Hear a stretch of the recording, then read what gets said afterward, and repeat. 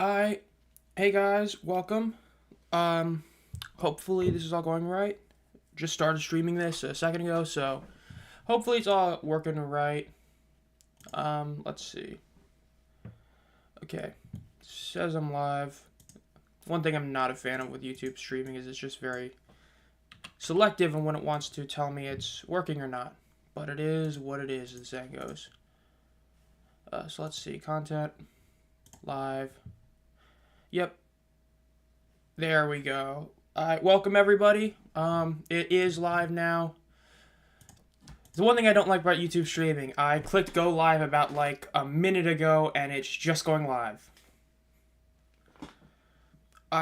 So far it's looking good. The face cam's already working a lot better than last time. That's good. So off to a good start already. We're about 15 minutes out of kickoff. This is going to be the play-by-play for the Battlehawks versus Defenders game. Massive game, as we all know. This is a huge game. I mean, a lot of people would agree that this is probably the game of the week. So let me go pull this up because I accidentally closed out something important last time. So I can't see chat right now. I'm about to pull it up. I got to pull up the control room. Let's see. There we go. This is called this. Yeah, it is the second stream improvement. That is true. I mean, it's so much better this time. So much better connection, and it's great. One thing is I gotta try and figure out how to put this chat up, which, I don't need it, but it'll be nice to pull it up on OBS.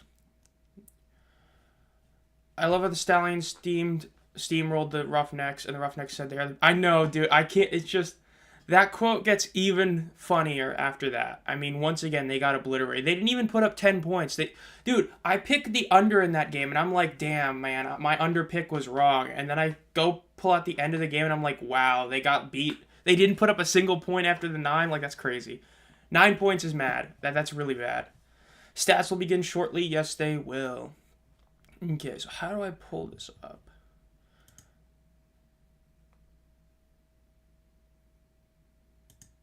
Whatever I just clicked, I did not want to click it. Alright, there we go. I fixed it. Docs. Yeah, dude, the Stallions just steamrolled. I think that was a statement game. Like, I picked the Stallions to win, but I thought it was going to be a lot closer. That was definitely like a statement game saying that, last week was a fluke. Last week was, the couple of fumbles in the red zone. And I think that was a statement by Adrian Martinez saying, I am the starting quarterback. I know in the second half his passing dipped a little bit, but his rushing ability is just so incredible. He's a monster. For sure.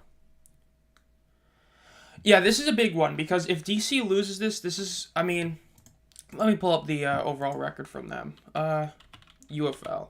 But this is definitely a big game for both teams. Head-to-head games matter a ton, but when you look at DC's already lost to the Brahmas once.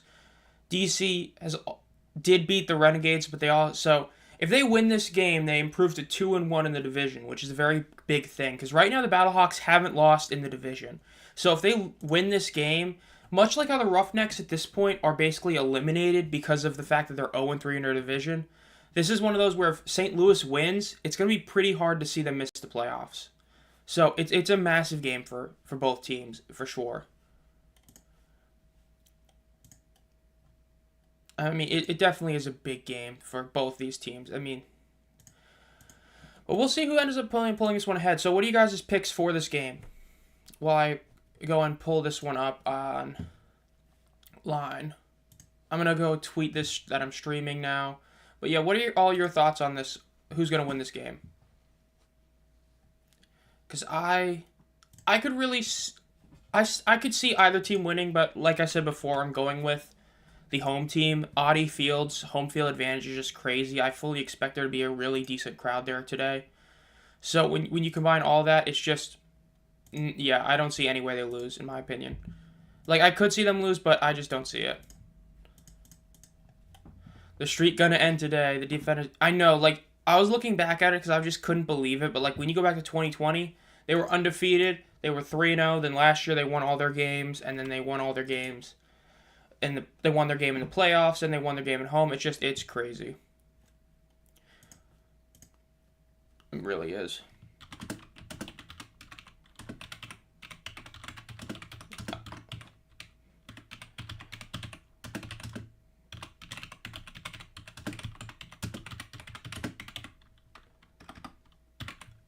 I'm just tweeting that I'm live right now. Let's get this up. Okay, I misspelled Battlehawks. Great.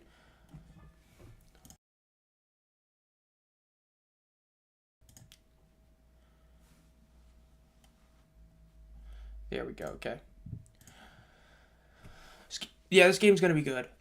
This game probably is gonna be in terms of game of the week. Probably in terms of it being a close game. I don't know, dude. Showboats Panthers is gonna be a wild game. That's. I'm fully expecting that to be the most wild game. You have two teams that are just. I mean, the Panthers. Who knows with Etling at QB? Maybe he's a massive improvement. We don't know for sure, but it's gonna be something, for sure.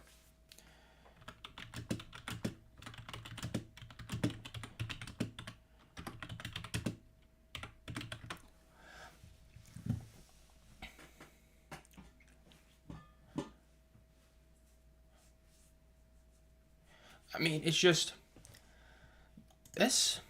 This isn't the same DC Defenders. I mean, true, but I mean, they did pull it off last time when they did everything they could to lose. I mean, like, that was the game against the Roughnecks, if I'm not mistaken, and they basically tried to hand the game off, and they still ended up winning. It's just, teams like that just find a way to win at home. Because even last year, everybody seems to forget that last year, a lot of those games, they were winning by, like, 3 or 7 points. They weren't really blowing out that many teams despite being, 9-1 last year. And the fact that they never lost at home despite how many close games they had is a testament to just what they are at home and what the whole fan base brings and all that. So I think that they're pretty good, honestly. It's just I think they're going to do the job. I think they're really good team and all that. There we go. I finally pulled up the chat in here, and it's even worse than before, but not surprised. There we go. That fixed it. Okay.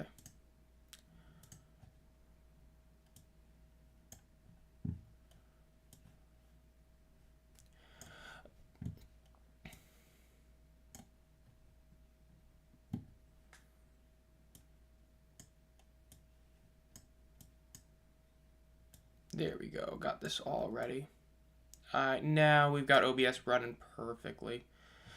St. Louis versus Seattle will be lit if they return. I agree. I think that's the best case scenario for the Dragons is them to return in about because I'm going to talk about it because I have an attendance video coming out tomorrow because I wanted to wait till halfway through the season so we knew exactly how teams are doing because at this point we're going to have every single team having at least 2 home games. So it's going to come out tomorrow, and in that, one of the things I'm going to talk about is the fact that I want to see the league actually have a full 2 years where no team changes. Because even the USFL, even if you don't count the whole hub system as a change, they still changed the Bandits to the Showboats. We haven't had a single spring football league since the original USFL play through, well, not even them, but we haven't had a single spring football league play 2 seasons with the exact same lineup of teams. And I think that would be a very good thing in helping attendance, helping build, fan bases and all that. So I personally don't think the Dragons return for at least 4 years. They could return sooner. I just don't think they should until 4 years. But I wouldn't be shocked if they're one of the first teams brought back because of that insanely good fan base they had. That's just my thoughts. But yeah, I'm going to have an attendance video come out tomorrow. I already have the title. I just got to, get everything ready for it, which I can't really do until the attendance comes out today. But I'm going to have that coming out on Monday. And then on Thursday, I'm going to have the TV ratings come out. And naturally, the TV ratings is going to be a really positive video. I mean, they've been incredible. There's only been 2 bad games, and one of them was an FS1, so we expected that. And then on the other side, the attendance is going to be a bit more of a, it's pretty bad, but there's a lot of reasons for it. I mean, even Daryl Johnson has actually talked about some of the issues with the home attendance and that it's not really the home city's fault. It's more of the league's fault, including a lot of things. So, going to be talking about that. So, yeah. Arlington having 10,000. Yes, I know they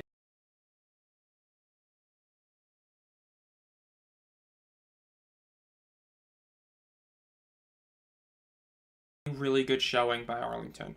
Seeing them improve by almost 2,000 despite losing to the Roughnecks, while the Roughnecks went down another 1,000 to have the worst game of the year. That was a really good thing. That was really good. Showed a lot of good things for the league. All right, Battlehawks. Okay, so we just finished up the draft. So how is everybody feeling about their drafting team? I know I was talking to Adam a lot about the draft. He was helping me with the later rounds and all that. So what's everybody's thoughts on the draft? Good, bad, your team did good. What was your best pick? What was your worst pick? Because I'm going to be honest, mine is a bit of a hot take. I think that overall my favorite pick was actually the Brock Bowers pick to the Raiders. I was very shocked he fell as far as he did.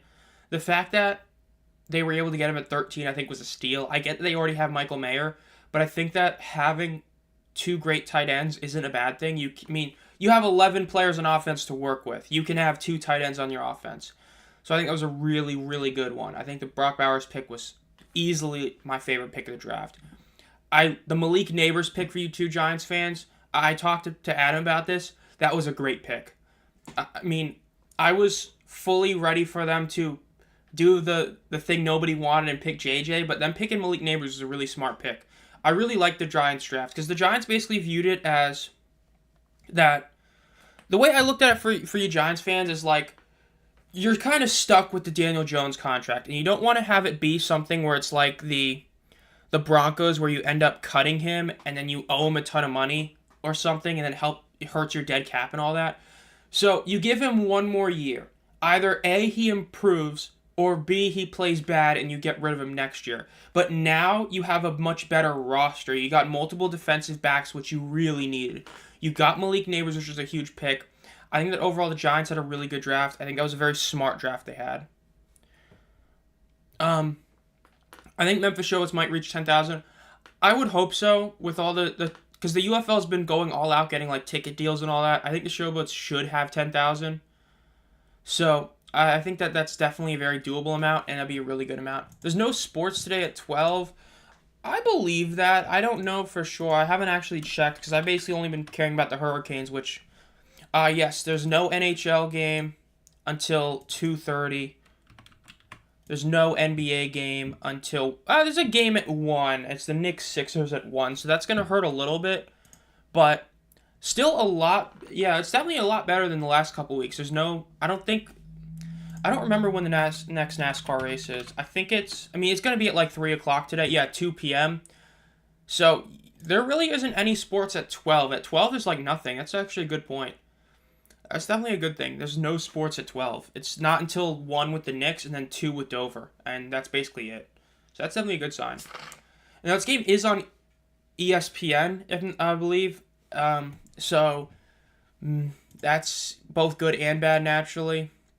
ESPN, hopefully it rebounds because the last ESPN game hit 530,000. But hopefully with there being very limited sports out there, this could maybe even hit a higher one.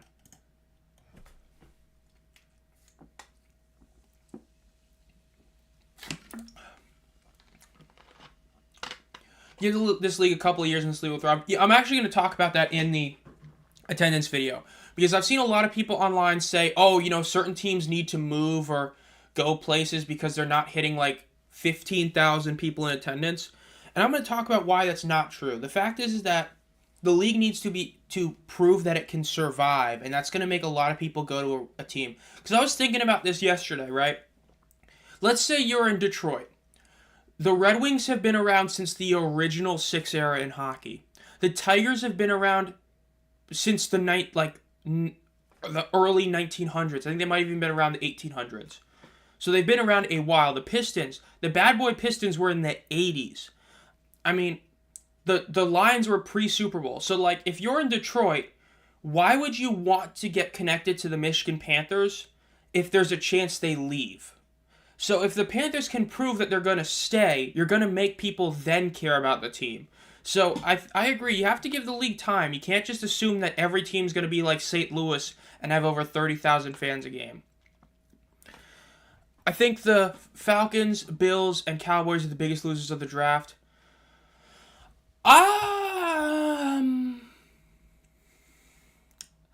I'm going to be honest, I don't think the Falcons draft was as bad as people say. Now, this is coming from somebody who was very high on Michael Penix. Because the way I view it is, Kirk Cousins is coming off a torn Achilles. So he's coming off a massive injury. I get they just paid him, but he's coming off a really bad injury. That is an injury where some people do not recover from. He is getting older. He is going to be more injury prone. Michael Penix has an injury prone label. But think about this. Frank Gore had 2 torn ACLs in college. He went on to have one of the longest careers a running backs ever had in football history. Almost never got hurt. So I don't really think Michael Penix is injury prone. He hasn't gotten hurt basically since his time, with those two torn ACLs. So I actually think that it was a solid pick. I really liked Penix. I thought he was the clear fourth best quarterback in the draft. I think a lot of people tried to overhype JJ. Not a fan of that. I couldn't believe the Chiefs got the fastest wide receiver in the draft. Yeah, that was a shock. Like, I think that the Bills, I don't think did bad themselves. I think they understood this is a draft where the receiver position is so just plentiful. A lot of those second rounders would have been first rounders like last year or 2 years ago. So I think that the Bills, the reason they lost is because of who they traded with. You gave the Chiefs the fastest receiver in the draft. That's why you lost. You didn't lose because you traded back. Trading back was a great idea. It's who you traded back with. Why would you give the team that has done nothing but beat you in the playoffs the fastest receiver in the league when they already have fast receivers? That was bad. Now the Cowboys, Cowboys gonna cowboy. Alright, let's see. Is the game gonna pull up now? Come back later to watch. Okay, God, I love ESPN Plus. Alright, well, the game should be starting any minute now, so that's good. I feel like the regional game ratings might dip because of the heavy contest. I'm going to be very interested to see it because I think I was glad that they switched off the Stallions game as early as they did, but I was talking to Steven about that. Yeah, there was no real reason to, have the Stallions be on 89% of the games. Why? The Stallions, I get it, they're undefeated, but the Brahmas are a much more nationally talked about team. I feel like a lot of people really love that team. So I'm not a fan of that at all. I really did not like that. So hopefully ends up working out. It's just at that point I wasn't a huge fan of it, in my opinion.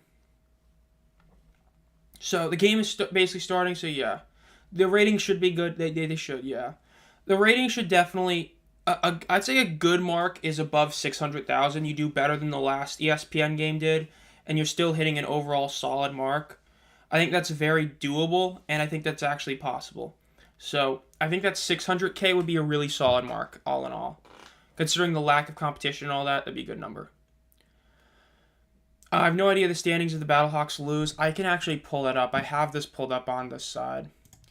So currently the Battlehawks are 3-1. If they lose this game, they drop to 3-2. The Defenders go to 3-2. The Defenders would have the head-to-head edge, and that's how you do it first. So if the Battlehawks lose this game, the Defenders take the 2 spot in the XFL conference, and the Battlehawks fall to 3.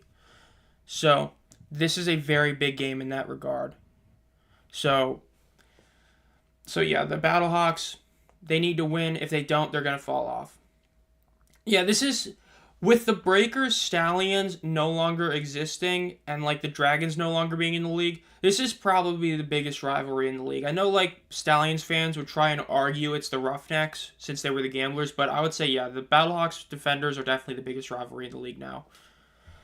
Okay, ESPN Plus. I'm gonna need you to not do this to me. Definitely the biggest rivalry for sure. So what was already... Okay, so I know most of you, if you didn't watch both games, you only got the Stallions game. What were your guys' thoughts on the games yesterday? Man, the Renegades just... it's like that... If you've ever seen that, I think it's a Ferrari or Lambo in the ghetto meme. It's like you have this, trailer park, basically, and then in the garage is, a Ferrari. That's Luis Perez on the Renegades. Yes, I know they have a couple great receivers, but, all in all, it's just... Man, what a team. Yeah, the Stallions Roughnecks game was rough. The Roughnecks got obliterated, not even close. And then the San Antonio game was a really tight one. It was just something else. I heard the Saban family will also be at the Stallions game. That would be really cool to see. I think I do agree. When AJ comes back, it's going to be a pretty big deal. Okay, I have full connection. ESPN Plus is lagging. That is always a great sign to make sure I can't watch the game. Hopefully this stops. I get selling the teams in that you have. I think when you sell the team, you eliminate a lot of cost that the league itself has. But it's just, I think it'd be, look, the showboats are probably going to get sold to FedEx. That's all but a foregone conclusion, for better or for worse. The only issue is that like they need to have somewhere in the contract that the owner can't recede or not recede, cannot like get rid of or move the team. If they do that, I'm fine with them selling current teams. It's just when you have teams that have like, it'd be better if they sold expansion teams because then it's not a big deal if those teams go away. But that would be what I would say, in my opinion. But I'm for it. I think you do need to at some point sell teams. Selling teams eliminates a lot of cost. All right, so the kickoff, Battlehawks get the ball to the 50, to the 45, to the 40, 30, 25. He got the ball to the 25. Huge return. And that wasn't even Darius Shepard. That was Blake Jackson. An incredible return. Their backup kick returner went off. That was an incredible return. Battlehawks are set up in really good field position. They're almost at the 25-yard line.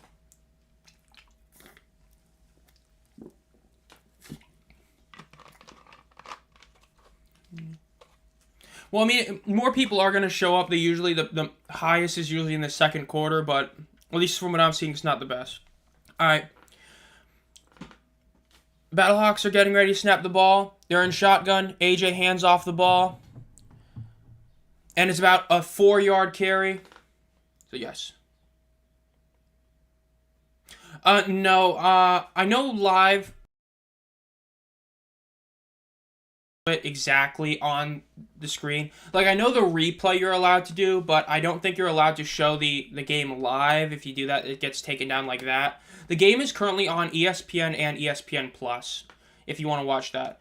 This is basically a play-by-play. Has a little play-by-play screen up there from the official stat broadcast and all that. Because, yeah, you can, like, put the replays on YouTube, but you can't actually watch the game. Another handoff, and it's a first down. Sailors gets about 7 yards, first down. They're going to have the ball at about the 18-yard line.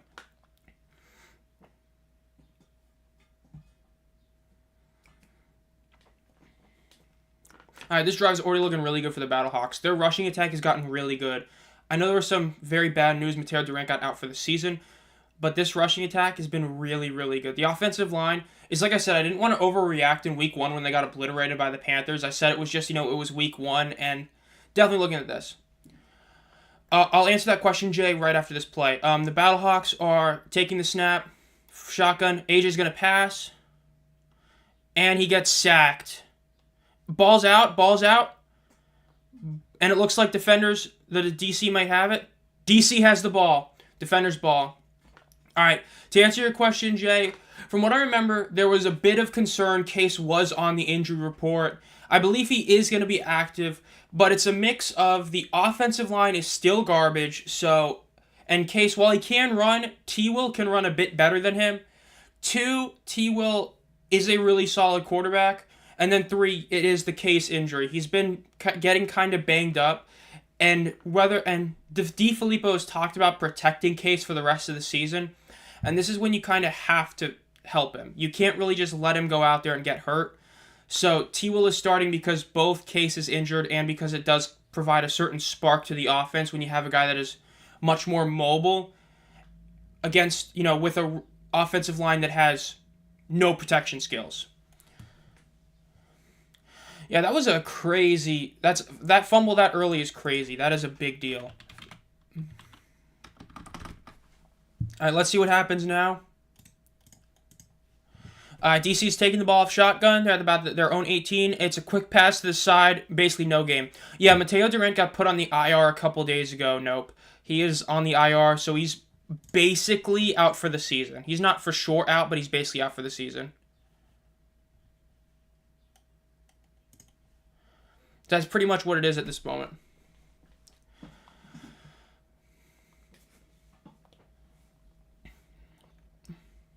All right, let's see what the DC can do. They're lining up a shotgun again. I do a little motion. They hand the ball off, and it's about a 2-yard gain. Pretty low gain. This is not looking good. They're going to have to pass the ball here. So there's a very good shot that St. Louis is able to stop them here.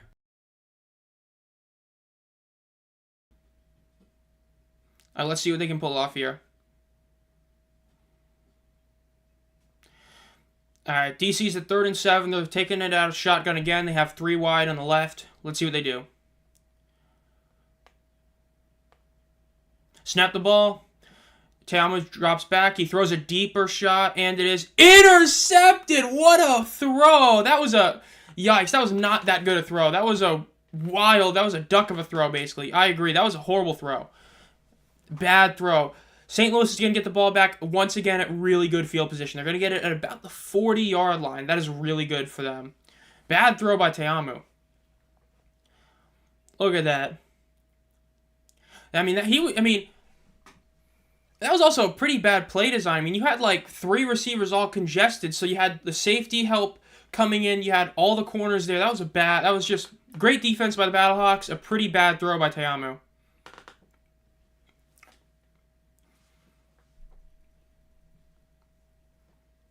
Now, let's see. Take the ball out of shotgun. AJ is going to scramble right, throws, safe throw out of bounds. Solid throw. You know, don't do anything bad. I like that. Good decision.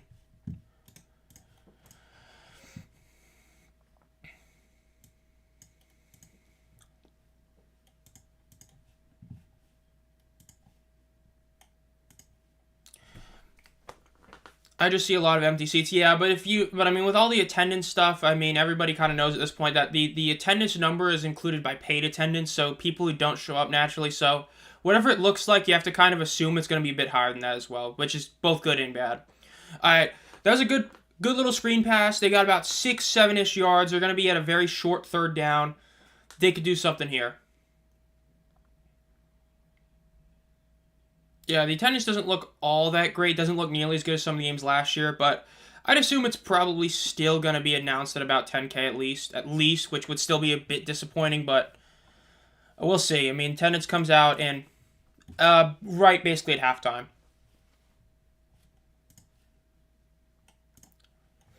All right, let's see what they do. Let's see what they do here.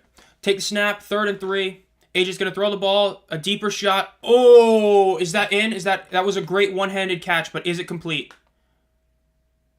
No, they're calling him out of bounds. One-hand grab, insane catch, but he was out of bounds. Yeah, he only got 1 foot down. That's definitely going to stand if they were to challenge it. Great catch, out of bounds, 4th down. Honestly, go for it. You shouldn't even have the ball here. I'd go for it. Yeah, I agree. You're at 4th and 3. You shouldn't even have the ball here. Worst case scenario is give DC the ball, and you just obliterated them with your defense. I like this call. This is a good call. Love this. This is what we need to see with the Battlehawks. This is a great play. Let's see what they do. AJ McCarron is by himself. They're going all wide. Let's see what they do. They snap the ball. AJ's getting it. He pass in the middle. Great throw. Great catch. St. Louis, Hakeem Butler gets almost to the 10-yard line. Incredible throw. Incredible catch. That was just a great play. Hakeem just beats his man, and AJ throws right in front of him. That's exactly what you want to see as a quarterback. That's a perfect throw. I agree. That was a perfect play. That's exactly what we want to do. You want to throw it in his stride. He's running. He threw it to where Hakeem didn't even have to move. He just kept going where he was going. Caught. Great throw. Darius Shepard was out this week. Wow, that definitely hurt the Fox Super 6 picks. I had Darius Shepard's all-purpose yards. Yikes. Let's see. AJ's taking it in shotgun again, 5 wide. He throws immediately. Good. That was a good throw. He got pressured immediately read it, threw the ball out of bounds. Safe play. Good play by AJ. Man, this receiver room is crazy. Marcel Aitman, Hakeem Butler, Darius Shepard, Ja'Cory Pearson. Oh, my God. Yeah, that was a great throw. That is I'm about to get sacked, let me throw the ball. Great throw. This Battlehawks team is looking really good so far. They might not have put any points on the board, but this is just good football, what they're doing right now. Let's see what they do here. They got a running back. Let's see, AJ's taking it again. All right, welcome back, Adam. AJ hands the ball off. No gain. No gain for Sailors. They're going to be at 3rd and 10. I'd probably do a safe play right here. Take the field goal. You got the 4th and 3, which is a really ballsy call. I think that personally, I do a safe play, do a run, maybe do a PA to the side, but we'll see. I'd either do an end zone shot or I'd do just a safe run. Yeah, this Battlehawks team is looking really good today. I mean, they might not get a touchdown here, but they're looking really good. Let's see what AJ does. AJ's going out 5 wide. Looks like they're going for the end zone. McCarron's going for touchdown, St. Louis. Hakeem Butler again. Another great throw by McCarron. This is what I'm talking about. I talked about it. McCarron for the last couple games was playing safe football. Now he's throwing it to his big man. He's throwing incredible passes. This is the Battlehawks team people have been wanting to see. Great throw, great catch. Battlehawks are up 6-0. For all of you here, make sure to like the video or like the live stream. And if you're new here, make sure to subscribe to be notified as soon as I upload any videos. I upload at least 3 videos a week. Well, actually 4 videos a week and a short every week. And I'm planning to maybe do this at least every other week where I do a live stream. Let's see what the Battlehawks do now. The Battlehawks are going for the 2. Let's see if they pull this off. They're doing a lot of this, 5 wide, 4 wide, 0 backfield, just AJ. I like it. I mean, this is a solid play. You have receivers to do it, so do it. AJ takes the snap. 2-point conversion is good. Basically not even covered. I mean, he had a guy behind him by like a yard. Marcel Aitman got great spot. That was a great play. 2-point conversion is successful. St. Louis leads 8-0 to start. That was great. For those of you who didn't see the beginning of that, the Battlehawks were driving. They ended up getting sacked, or they fumbled the ball. DC got the ball back, and then DC threw an interception. Battlehawks went for it on 4th down, got it, and now they got a touchdown. Great play by the Battlehawks. Look, this is the Battlehawks team we've been wanting to see. They know they have great receivers. They're using it. Even though their running game is good, they just did a ton of 0 RB in the backfield plays right there. Use them. Ooh, audio. Okay, there we go. It's back. All right, but that was an incredible play. That was great all in all. Love to see that. Yeah, that was a crazy sequence of plays right there. That really was.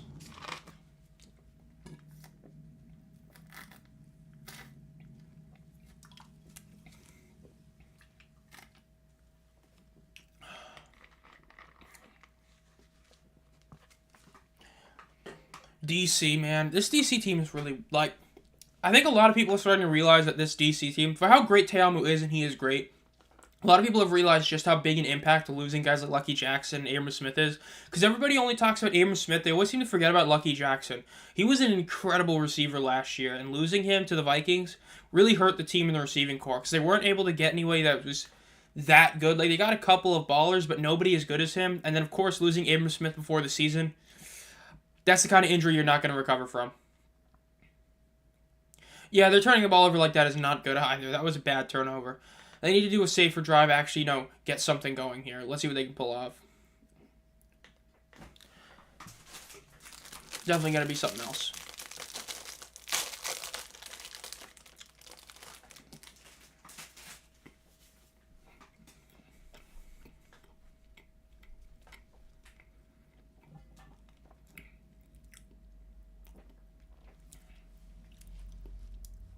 Oh, just an FYI for all of you, Adam keeps track of a lot of these stats.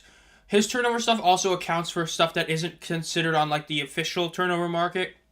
Things like a blocked kick, a blocked field goal, things like that. He does count as turnovers. So just an FYI, if you ever see his numbers being a bit different than the official UFL stats, it's because he counts basically everything that is essentially turning the ball over as a turnover, whereas the official stat is just interceptions and fumbles. So just an FYI if you see that. So overall, Adams is more of a overall, how is the team doing in turnovers? Like Houston, they've gotten 3 punts blocked, so their turnover margin is heavily different compared to Adams versus the official one.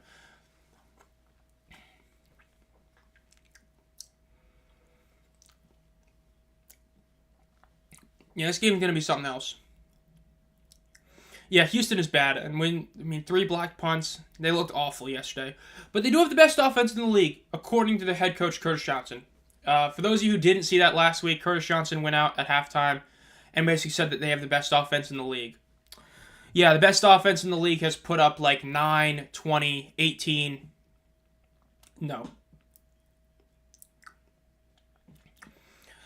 Battlehawks last season. Let's see. Yeah, DC was the one team they just couldn't beat last year. All right, St. Louis kicks off. DC gets the ball about 15, 20, 25, 30. Wow, good return again. Chris Rowland's been a really solid player. He might be downed at the 40. If not, he's going to be downed at the 43. That was very close whether or not he was down. But overall, solid return. They're going to get the ball about the 40, 43-yard line.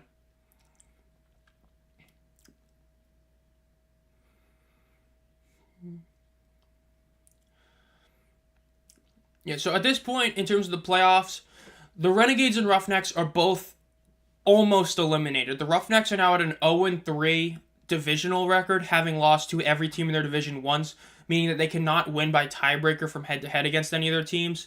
So they're at a very, very bad spot right now, especially if the Showboats win and both those teams are up on them.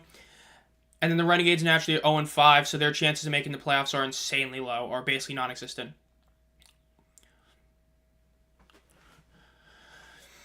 Yeah, great quarterback with great receivers. Gotta love it. Yeah, Adam's been doing a really good job of keeping up everything. Because yesterday I was talking about I was at a Mudcats game, a local baseball team, and he was helping me keep track with everything that was going on in the first half of the games yesterday. It was a big help yesterday. Let's see, DC's going to take it out of shotgun. It's 2nd and 10. Pass to the side. Solid, about 4-yard gain. They'll take it.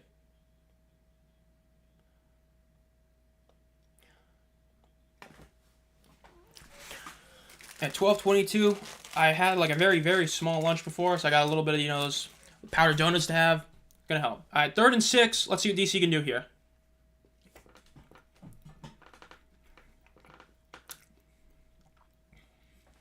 Let's see, they're taking the ball out of shotgun again. They got one running back in the back.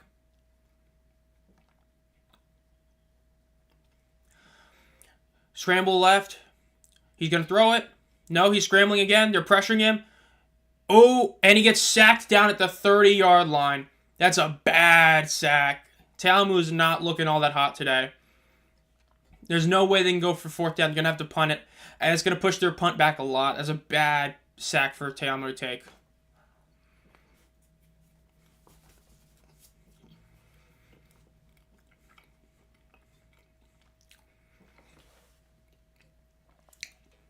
Bad sack by Talamu.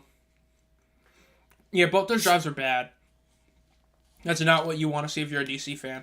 St. Louis, they can get a really good lead if they can get a touchdown here. Officially about a 15-yard sack. They're punting at 4th and 21. Huge. DC goes for the punt, and it's blocked. Oh my gosh. Let's see. St. Louis gets the ball at about the 6-yard line.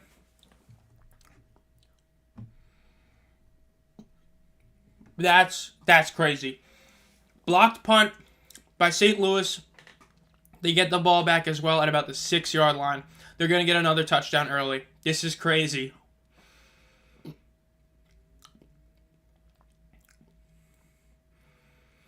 That's crazy. Yeah, this is huge.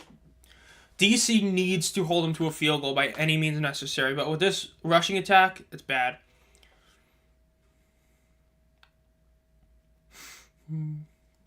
Let's see what they can do now. Let's see, where do they officially get the ball back? They're going to get the ball back at the... St. Louis is going to get the ball back at exactly the 7-yard line. They're 7 yards away from a touchdown. They are lining up with a running back in the backfield. Have a lot of guys out left. Doing a bit of motion. They hand the ball off. They get about 1.5 yards. They're going to get the ball at about the 5.5-yard line.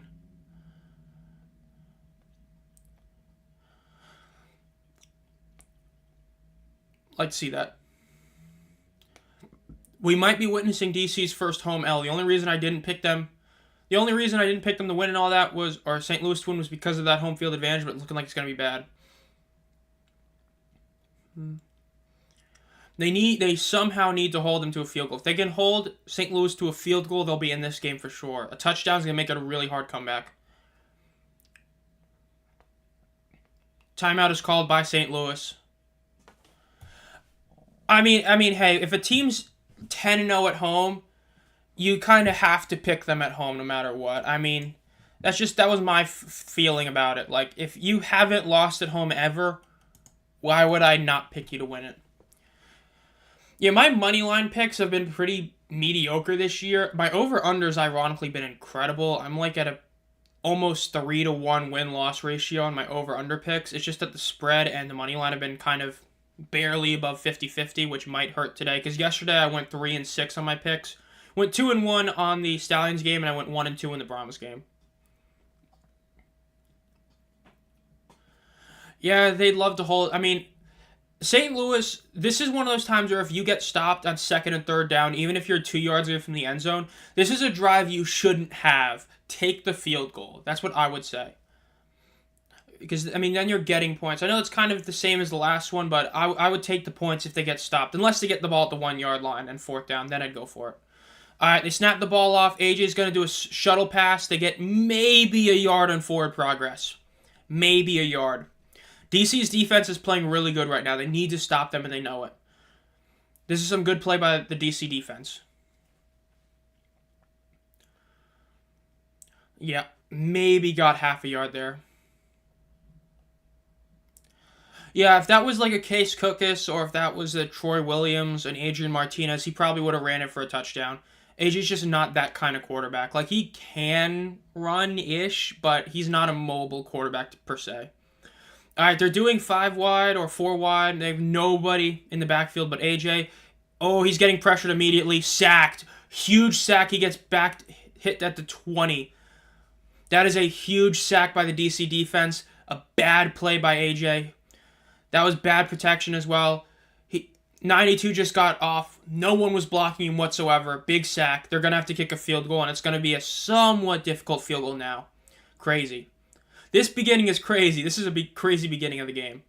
They need to make this field goal. There's going to be a 37-yard field goal. This isn't a gimme, but it's not hard, mediocre. Let's see what they do. Schmidt has been one of the more inconsistent kickers in the league, and that's not saying he's bad. It's just that a lot of other kickers have been, perfect. But let's see. He kicks it, and it's a solid kick.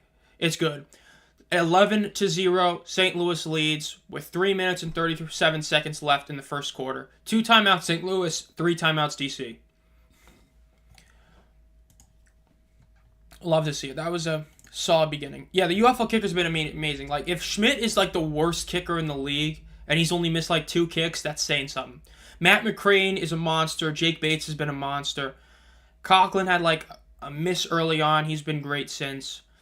Ahmed did miss a kick yesterday, but aside from that, he's been incredible. I mean, kicking's been at an all-time high in spring football. I would not be shocked if we saw multiple kickers get signed by the NFL. We're at a commercial break again. Again, if you're new here, make sure to like the live stream, subscribe to the channel. And for those of you who have been here a while, if you want to support the channel, you can become a channel member and have exclusive perks, including 4 exclusive team emojis. We had our first channel member in Strange last week. If you want, it's as low as 99 cents a month, and you get 2 exclusive videos a month that are non-UFL videos. All right, since we're in the break again, I know some other people have joined. What are your guys' thoughts on the drafts for those of you who just joined? I know Adam and Nope are both Giants fans. We're very happy with their draft. What do you think about everybody else? What do you guys think about the draft that happened? Did you like the Michael Penix pick? I know a lot of people really didn't. I think it's an okay pick. And then the Bo Nix pick, I think, was the worst pick in the first round. Not because Bo is a bad player, but because in no way, shape, or form should he have gone 12th overall. He has second-round quarterback written all over him, and he went 12th overall. I don't know, man. I think the Bo Nix pick was the worst pick in the first round. Well, unless you want to say Xavier Worthy to the Chiefs was the worst pick because the Bills allowed that to happen. But I would say that the Bo Nix pick was way worse than the Penix pick just because of where Bo Nix got drafted. In my opinion. I'm just not a huge Bo Nix fan. Yeah, they were desperate. I mean, they traded for Zach Wilson and then drafted Bo Nix at 12. I mean, I guess they were thinking the Raiders were going to pick him at 13. That would be my only real thought process to that. Or that the Giants might trade up to get him. But I think the Giants were pretty dead set on not getting a quarterback because, like, Spencer Rattler went really late. And that's a guy that has shown improvement both in character and in play over his time in college.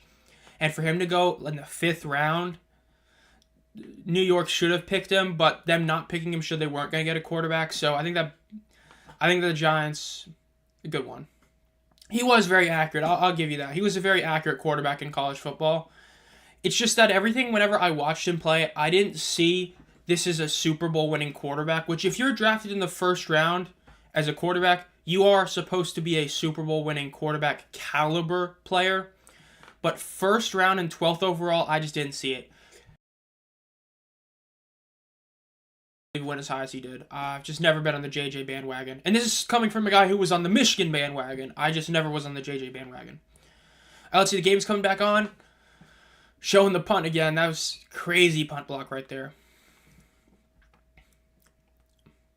That was incredible defense by DC. DC's defense did everything they could to keep that game. That was a good one. Let's see what they do now.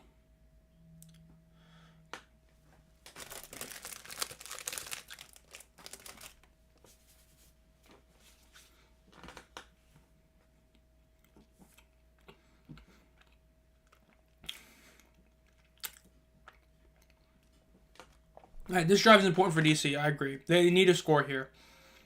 Your defense just played incredible. Your defense can't just stay on the field the whole time. All right, this return is going to be to the 40-yard line. Again, a solid return. They need to at least stay on the field. And they can't keep putting their defense on the field. DC needs to do something with this drive.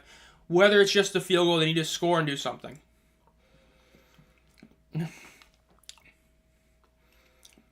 2 sacks already from Malik Fisher. That's incredible. It's not even the end of the 1st quarter. I mean, he's on pace to have one of those, like, 2022 Chris Odom games where, like, if you were a USFL fan in 2022, you know what I'm talking about, where Chris Odom would just take over a game by himself, have, like, 3 sacks, multiple blocks. It's just incredible. All right, let's see. Zomb fakes the handoff. He throws the ball deep downfield, and it's out of bounds. Safe play is what it is. The Browns, I know the Browns trade with the Texans was officially finalized. You know, the whole Deshaun trade, now that all the picks have been used, and it just doesn't look good for the Browns.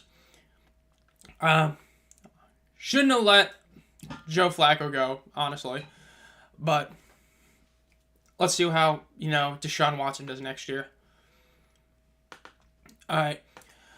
2nd and 10, they might honestly need to think about going for it on 4th down. You cannot keep putting your defense back on the field.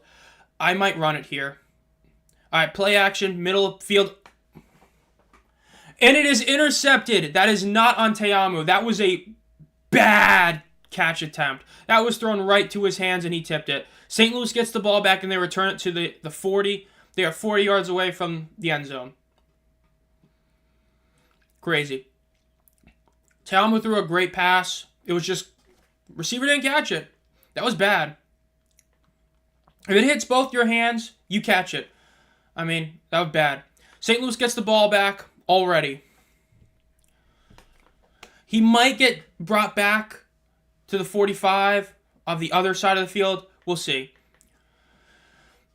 Yeah, the Browns should not have let Joe Flacco go. Joe Flacco was really, really good. He had one bad half in the playoff game, and he had one bad game in the regular season. Shouldn't have let him go. DC's defense is going to have to step up again. They might be starting to get a bit tired. They've been on the field basically this entire 1st quarter, but let's see what they do. AJ's going to take the ball at shotgun once again. They hand the ball off. It's about a 2-yard gain. It's going to be 2nd and 8.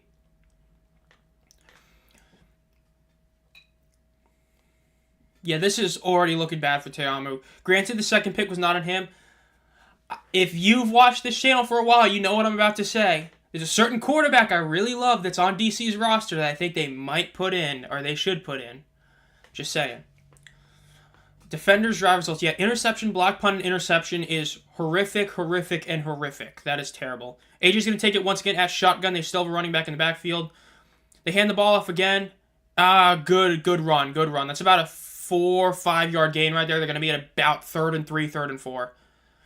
They're at that position where if they want to, they can go for it on 4th down, as long as they don't take a sack or anything. We'll see. Chris Rowland is in the injury tent. Let's see what happens. Yeah, the Battlehawks definitely could take a field goal here. This is one of those where if you gain a yard or two and you go for it in 4th down, I'm not against it. But naturally, getting a field goal after that puts you up 14-0. That's a big deal. AJ's going to take it in shotgun. No PA. Throws a little screen out to his running back. And he loses about a yard here. They're going to have to kick a field goal here. If that's going to be 4th and 4, kick the field goal, get the lead 14-0. You're not really increasing the lead by a ton, but you're still making it now a have to get 2 touchdown type of lead. That's a big deal. Especially the DC offense can't do anything. All right, let's see what happens. They're going to kick it here, right? Yep, they're going to kick the ball here. It's going to be a farther kick than last time. Let's see if Schmidt can do this. 51-yarder. Let's see what he can do. He kicks it, and it looks to be good.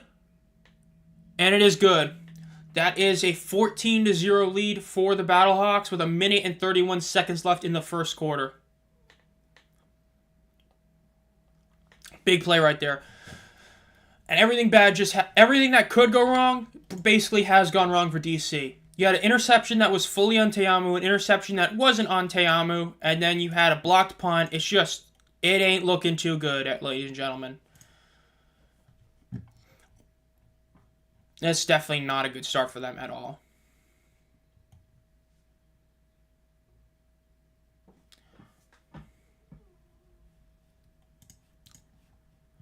Let's see what happens here.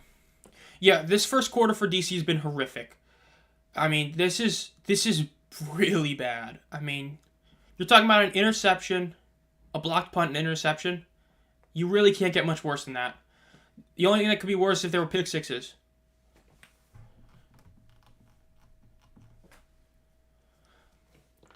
Next game, for those of you who don't know, the next game is going to be the Showboats versus the Panthers. The battle of what a game. I mean, offense with no offensive line versus a team whose offense is either incredible or god-awful. What a game. DC has gotten lucky that their defense has been able to hold this Battlehawks offense to field goals. They need to do something here. All right, they're going to get the return to about the 37-ish yard line. So not as good a return, but still a decent one. They need to get something here. They need to get at least a field goal to stay on here. This is a big deal. This is a big drive for them. I mean, their defense has been playing incredible. There is nothing to say. The defense has done its job.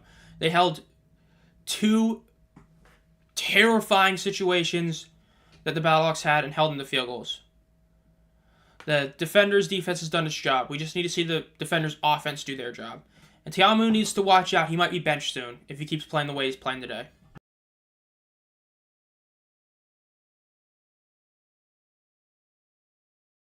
All right, there we go. Audio just cut out for a second. I got it back on.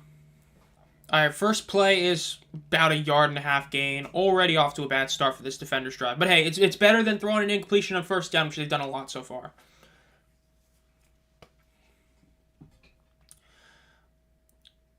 Let's see what happens here. All right, they're going to take the ball at shotgun. Little motion on the side. Ball snapped. Yeah, Teamu just, yikes. That was not a good start. Yeah, another dangerous throw. It's 3rd and 8. They need a 1st down here. Punting the ball here would be terrible. It's going to be interesting to see how the Showboats do with T. Will as their starting quarterback. Because there's a big difference from a quarterback being put into a game versus him being the starter. Because if you're the starter, you've been getting reps with your first team the whole week, or at least most of the week. So it's going to be very interesting to see what T. Will does. T. Will was able to make an offense that was abhorrent with the Maulers last year into a very respectable unit. Not great, but respectable. And we'll see what he does. He still is going to have no offensive line, but maybe practicing with them a lot, he'll get, a bit better at under center. We'll see. It's going to be very interesting to see what T. Will does with the Showboats. Definitely is. I was a big fan of him, even though I watched the championship game live and he was pretty bad in that game. he still is a very solid quarterback, so we'll see what ends up happening.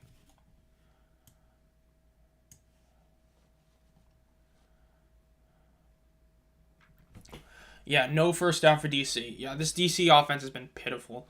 It really has.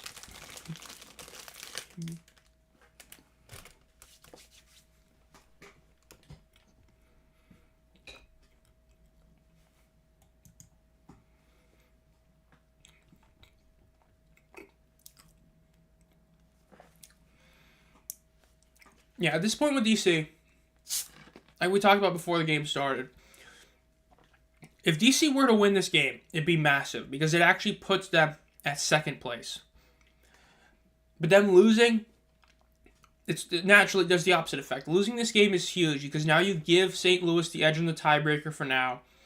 You lose another conference game, lose another game. A loss here makes the playoffs a very, very hard thing for DC to get. A win here makes it a very competitive race. So that's why they need to win this game. This is one of those must-win games for a team. It really is. Yeah, St. Louis is definitely the second best team in the league. I mean, it's just because the first week was a lot of their O-line not being prepared for a really good Panthers defense. Since then, they've been a really solid unit. Yeah, they had the scare against Arlington, but they've been a really good unit all in all. I mean, look, a lot of us picked DC to win this game, and it's very understandable why. It's because DC had not lost a home game yet. For how great the fan base is for St. Louis, in terms of a home field advantage, until today, the best home field advantage was DC by a mile, because DC just doesn't lose at home. St. Louis has lost at home before. DC never has. So them losing today shows that, one, their home field advantage can be beat and isn't as impenetrable as we thought, and two, St. Louis is the second best team by a mile, which they already pretty much are considered. So yeah. I mean, hey, if you're DC, you lost basically your whole receiving core. I've only been talking about Lucky Jackson, but basically their entire receiving core is gone. And then Abram Smith tearing his ACL. Abram Smith, if there was an official MVP, probably should have won it last year in the XFL. He was the one that carried the engine that allowed everybody else to work. So when you lose both Lucky Jackson and the rest of the receiving core and Abram Smith, I mean, there's only so much your offense can do. All right, Tamla takes the ball. He already is being pressured. He has to throw it, and it's just a duck. They're going to have to punt here. It's going to be 4th and 8. If DC loses, they're basically done. I mean, it's not like as bad as Arlington because, I mean, they'll still be, 2 wins with 5 weeks left. But they're going to be at that point where every game is going to be a must-win after this game. So a win here is a very big deal, right? Because, I mean, if St. Louis wins today and then Michigan wins later today, it's going to be very hard to see any other team make the playoffs aside from, the Brahmas, Battlehawks, Panthers, and Stallions. It still would be possible. I mean, we saw somehow the Panthers make the playoffs last year. I get that they win it in 4 and 6, but that Panthers team, no way should they have made the playoffs from what they did in the midseason. But hey, anything can happen. DC punts the ball. They actually get the punt off, which makes this was DC's most successful drive. DC finally had a successful drive, and their successful drive was a 3-and-out with a punt because they didn't throw an interception and they didn't get it blocked. Birmingham versus St. Louis championship, 50,000, possibly more. Yeah, I was talking to that. I don't remember if it was in the comments or on Twitter, but yeah. If St. Louis themselves... Sorry, audio got cut up again. If St. Louis makes it to the championship game, it's probably going to be a near sellout. Like, legitimately, the Dome is almost going to be a sellout if St. Louis makes it to the championship game. Especially if it's against Birmingham. It's going to be mad. All right, short pass to the side for AJ. The ball is going to be at about exactly the 40-yard line. That's the one thing I'm very happy that the championship's in St. Louis for the fact that it's going to be packed. But as somebody who wants to go to it, that was one thing I didn't like because as somebody who was able to go to the UFL championship game last year, I was able to get literal first seat or first row tickets. But I ain't going to get that with this one. But it's going to be crazy. Yeah, it's going to be a sellout if it's Birmingham versus St. Louis. I mean, it's going to be crazy. All right, let's see what happens now. All right, they're at 2nd and 2. St. Louis, I mean, they're starting to make this defender's defense get really tired. Let's see what happens. A deep pass, great throw. And Ja'Cour Pearson gets the ball, great gain. This is the A.J. McCarron I've been wanting to see. I talked about the last 2 weeks. He's been playing a lot more safe, game-managing type of football. What we're seeing today is what A.J. McCarron can really be. A great passer. He's throwing deep shots, not deep, but far passes that are dead-on accurate. That's what we love to see. He is playing like an MVP today. With this receiving core, with this quarterback, this is a dominant team right here. Especially since their defense has been better than I expected it to be this season. This Battlehawks team is really good. AJ takes the snap. Ooh. A little trip. Sailors trips a little bit, so they don't get anything. 2nd and 10.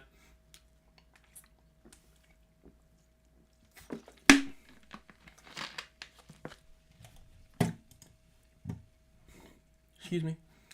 Yeah, this is definitely a really just... Let's see what happens with this. This Battlehawks team very well could easily make it to the championship game. They definitely could. Yeah, the Dome at America Center has technically about like a 67,000 full stadium for football games. So, I mean, it's easily going to have at least 60,000 people there. All right, they set up a screen pass as soon as I talked about game managing stuff. Okay, overall, though, it's a first down. St. Louis gets the first down. I mean, naturally, especially with like stadiums like that with sellout kind of stuff, there's always that, thing of, making more seats to where 70,000 is possible if they were to find 3,000 more seats to make. But a St. Louis championship in St. Louis, easily 60,000, potential sellout, potential above sellout numbers. Yeah, McCarron coming back to the Battlehawks is a very big deal. That was definitely a really cool thing to see. And I wonder if, the Dragons come back in a couple years. If DiNucci decides to come back, that'd be pretty cool. All right, they hand off the ball. Gallman's got it to the 10. Gallman's got it to the 5. About the 4.5 yard line for Gallman. They're just about 3.5, 4.5 yards away from a touchdown, which would make this game into a, blowout territory. Let's see what happens. Yeah. I mean, that was just a great play by Gallman. Like, Gallman's been a bit of a disappointment for most of the season so far, but he's been coming alive this last couple of weeks, especially with Durant now being out for the season, or almost for sure the season. There's going to be something else. Let's see what happens here. Are they going to run in shotgun? Hand the ball off again. If it's working running the ball, you run it. They gain about 2 yards there. They're going to be at about 3 yard line. There is a flag. This is the first flag of the game, I believe. I mean, we didn't see any in the first quarter, I believe. This is definitely very, refs are not there. Let's see what this is. Illegal shift in the offense is what it sounds like. It's going to be an automatic. It's going to be, yeah.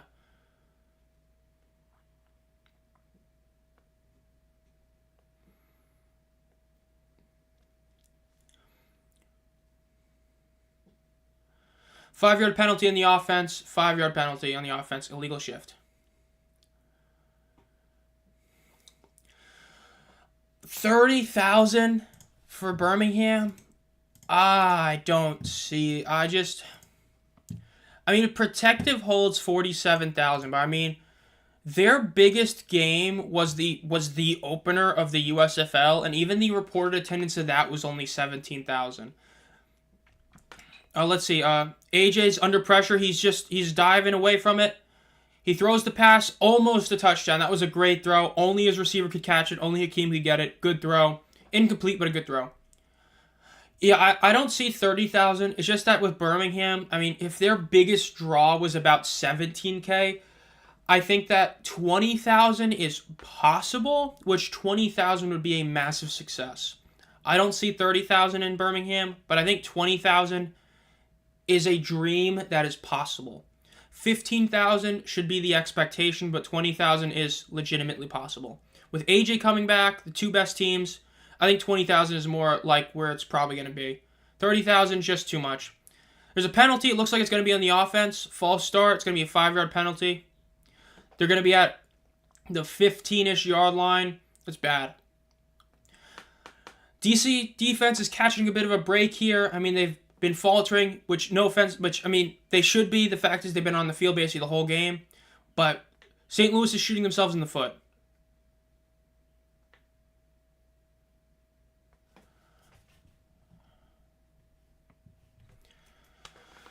St. Louis 35,000 week 1. I mean, week 1 they had like 40,000 this year. I mean, they had 40,000 this year week 1, and then they had 30,000 last week. I mean, St. Louis is that huge draw. Birmingham is just not the same type of draw. Because, I mean, St. Louis, if they fall under 30,000, that'd be considered a big deal. But with Birmingham, they never, aside from that first game, they've never really been like, it's been very obvious from the eye test that Birmingham has never been like full of people aside from that first game. They've had like maybe 14K a couple of games. So, I mean, 20,000 for them against St. Louis would be a very big deal. All right, they gained a few yards. They're going to be at 3rd and 4 for the goal line. Let's see if they can pull this off. If not, they're probably going to kick the field goal and make this a really hard 2-score game. AJ takes the snap. He's leaning left. Throws out of bounds. They're 4 yards away from the end zone, but I'd probably take a field goal here. A 17-point lead is technically a 2-score game, but you'd have to get 2 touchdowns, a 3-point conversion, and a 2-point conversion. I'd kick the field goal here. Take the 17 lead. It's a good lead. Take it. Yep, they're going to kick it. Makes sense. Just take the points, 17-point lead. That's a very big deal in this league. It still is a 2-score game technically, but going for 3 is just a tough one. So, I like this call. Take the points. The DC offense has not done anything. So, just take the points and see what they can do. Yeah, I agree. The longer the Stallions are there, the better. But, I mean, again, it's just, this is another 3rd year there, and it's just their attendance has really not improved at all, which is the only downside. But I guess part of it's because they're how good they are, but we'll see. 17-0 Battlehawks, 8 minutes and 13 seconds left in the quarter, or left in the half. This is really not looking good for DC. I mean, we've said it the last, 2 drives, but they need to score soon. I mean, at some point they have to do something. Because their defense, granted, that was more the Battlehawks, offense getting a couple bad penalties. But the DC defense has done enough to keep them in this game. The offense needs to stay on the field. Maybe it's time to put Jamer on the bench and see what a certain somebody can do at quarterback.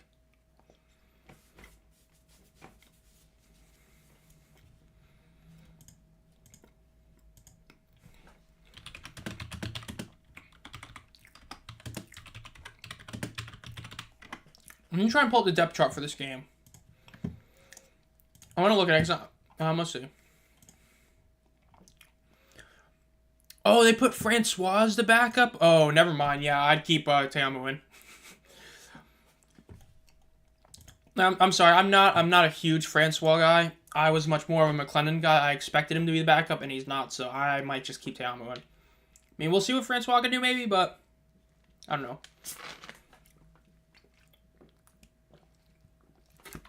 Even though it's looking like it's not going to happen, if St. Louis loses, it is going to be because of the fact they couldn't score touchdowns. That is for sure. I mean, with these drives they're getting, taking points is the smart decision. It's just that decision that might come back to haunt you. But if you're getting free drives you shouldn't have, if you're getting the ball within the 50 that you shouldn't be getting because of a receiver not catching the ball right into his hands or a blocked punt, taking the points is a big deal because, again, even though this is technically a 2-score game, because, you can go for the 3 and go for the 2 to get 5 extra points, that puts it at 17. A 3-point conversion is a really tough thing to pull off. You're talking about a 3rd and 10, or you're talking about a play from the 10-yard line. So, getting the points on the board, taking the 17-0 lead, I think that is the correct call. That is a smart call. So, we'll take it. I mean, granted, we saw the Showboats lose a game to the Brahmas because they kept taking the points. But, again, I think that as long as DC's offense has done nothing at all, as long as you're just getting points on the board, that's a big deal.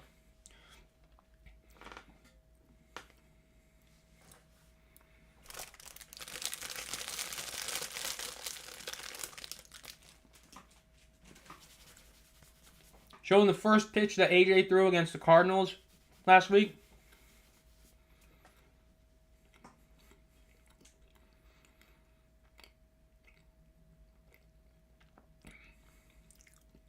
Yeah, St. Louis can both run and pass, and they've done it with multiple different players as well. I mean, whether it's Sailors or Durant, granted Durant's out for the year now, but with both of them, they've been able to run the ball, so it's definitely a good sign.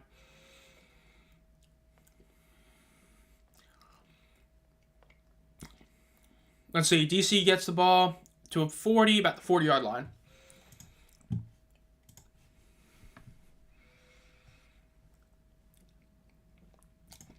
Yeah, if Birmingham is undefeated after next week, they definitely have a really good shot at marketing that game against St. Louis is a big deal.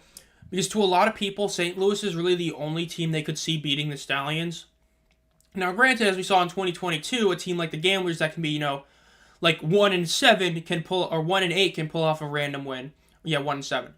But all in all, if the Stallions win next week, they need to market that game up huge, especially if St. Louis heads into that game with only one loss. Big deal.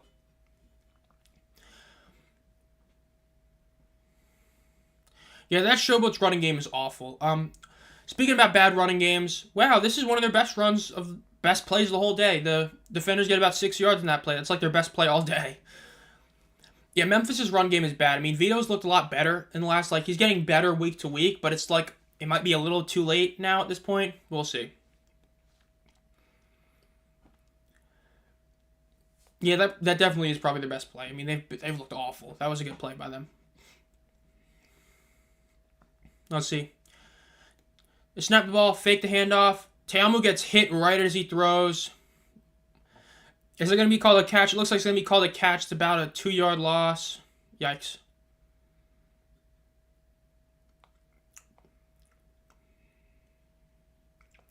Roughing the passer? I don't know about that. Let's see.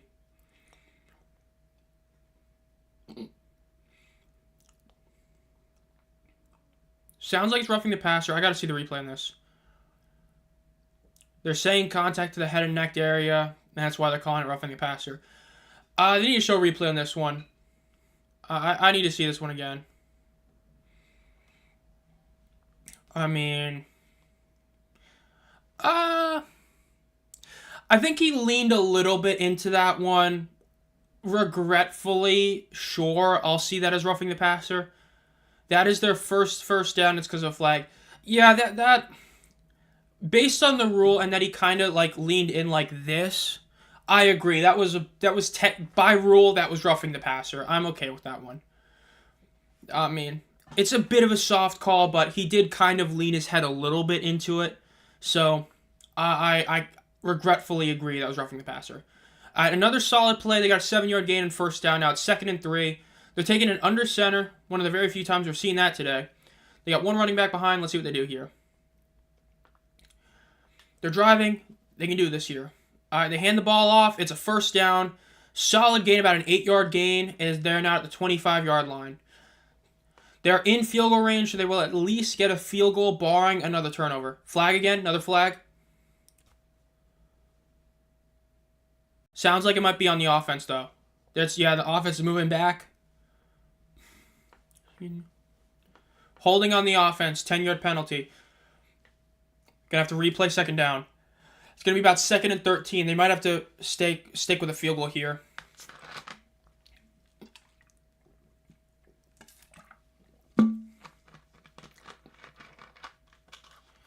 Which are the highlights after the game? Probably not, just because of the fact that the highlights usually come out a bit later. And last week I ended the stream about 5 minutes after the game ended. I might pull up a Twitter highlight or two, maybe. I might do that. If that's what you guys want to see, I could do that, but we'll see at the end of the stream. I might show a couple highlights from Twitter on here, because I definitely can do that. So I might do that, Tim. Alright, 3rd down. DC is just... This drive has been a lot of penalties. I mean, the first quarter had no penalties. This quarter's had a decent amount of them, and they've kind of dictated how this whole quarter has been going, in a sense. I mean, this is the first DC drive that they've done anything, and even then it's not that much. They're 3rd and 16. They're out of field goal range now. That's bad. Let's see. Good pass. They're back in field goal range. First down. That was a big play by the offense, and I agree. That was a bit of a weak play by the defense, but great play. Ellis gets the ball at the right place. Runs a few yards, first down. DC has first down. They're keeping their drive alive. This is a big deal. They need to get their defense, some rest. The defense has been on the field basically the entire game. Now they're getting some rest. This is a very good drive by DC. DC hands the ball off. A couple yards gained. They're going to have it a little bit, maybe the 24, maybe the 23-yard line. Yeah, about the 23, 24-yard line, second down. Less than 5 minutes left in the quarter. St. Louis has 2 timeouts. DC has all 3. Both teams still have their super challenge as well. All right, 2nd and 7, so they gain about 3 yards in that play. Let's see, they're taking out a shotgun, 1 running back in the backfield. St. Louis was showing blitz. Play didn't go off. There's a flag. Let's see what it is. False start. Speaking about that, Michael, I tweeted out yesterday for those. If you want, I am on Twitter. I am Zomb Phox UFL, same name on Twitter. I tweeted out. They actually talked about that one of the field judges on in the Stallions game yesterday actually got the call to go to the NFL. So she is going to finish out the season in the UFL and then is going to the NFL. So we are seeing some refs make it to the NFL, and that is another thing, as I tweeted out. This league is not just about players. It's about coaching. It's about marketing people, about GMs, refs. Everyone in this league is trying to get to the NFL in some way. That's a very big deal about this league. All right, Tiamu gets the snap. Shotguns. He's passing it downfield for the end zone. Nobody's there. It's out of bounds throw. It's going to be 3rd and 12. Yeah, I mean, the handle is still Twitter. I mean, it's called X, but the handle is still Twitter, so it's basically just Twitter. You don't say I'm putting out an X. You say I'm putting out a tweet. So I mean, it's 3rd and 12. They are still in longer field goal range, but they have Matt McCrane, who is quite arguably the best kicker in the league, along either him or Jake Bates. So they're definitely in field goal range here. Let's see what they can do. 3rd and 12. Honestly, if you want to just put points on the board, you might do a simple run play, try to gain 3-4 yards, make it a shorter field goal. We'll see what they want to do. Maybe they try to do a pass and try to potentially go for it in 4th down. We'll see. They did call a timeout. DC has called a timeout. They're down to 2 timeouts left. 3 minutes and 46 seconds left in the second quarter. Score is 17. Battlehawks, 0 DC defenders. Yeah, what they do in this play is going to determine if they're going for it in 4th down or if they're kicking it. A run here very much is they're going to kick it. Or it might just be if they get 10 yards, they go for it. Because, again, 2 touchdowns is technically a 1-score game if you get the 2-point and 3-point conversion. Yeah, DC, they need to score here. I would just get a score. Show that your offense can do something. Put more pressure on the Battlehawks. Do something. So I would not go for it on 4th down unless it is 4th and 2 or less. All right, let's see. Taking out a shotgun. They're going to pass. Tom was running to the right. He's running. She's going to rush it. He's going to run for it. He almost got it. Couple yards short. Oh, it looks like it's going to be a penalty on roughing him. It looks like it's going to be unnecessary roughness on the defense. Crown. Sounds like it's a helmet-to-helmet hit. That's going to be a massive penalty. That's going to put DC basically right on the end zone. Let's see what it is. Let's see what the official call is. Personal foul, unnecessary roughness, defense. Number 2, use to the helmet. 15-yard penalty.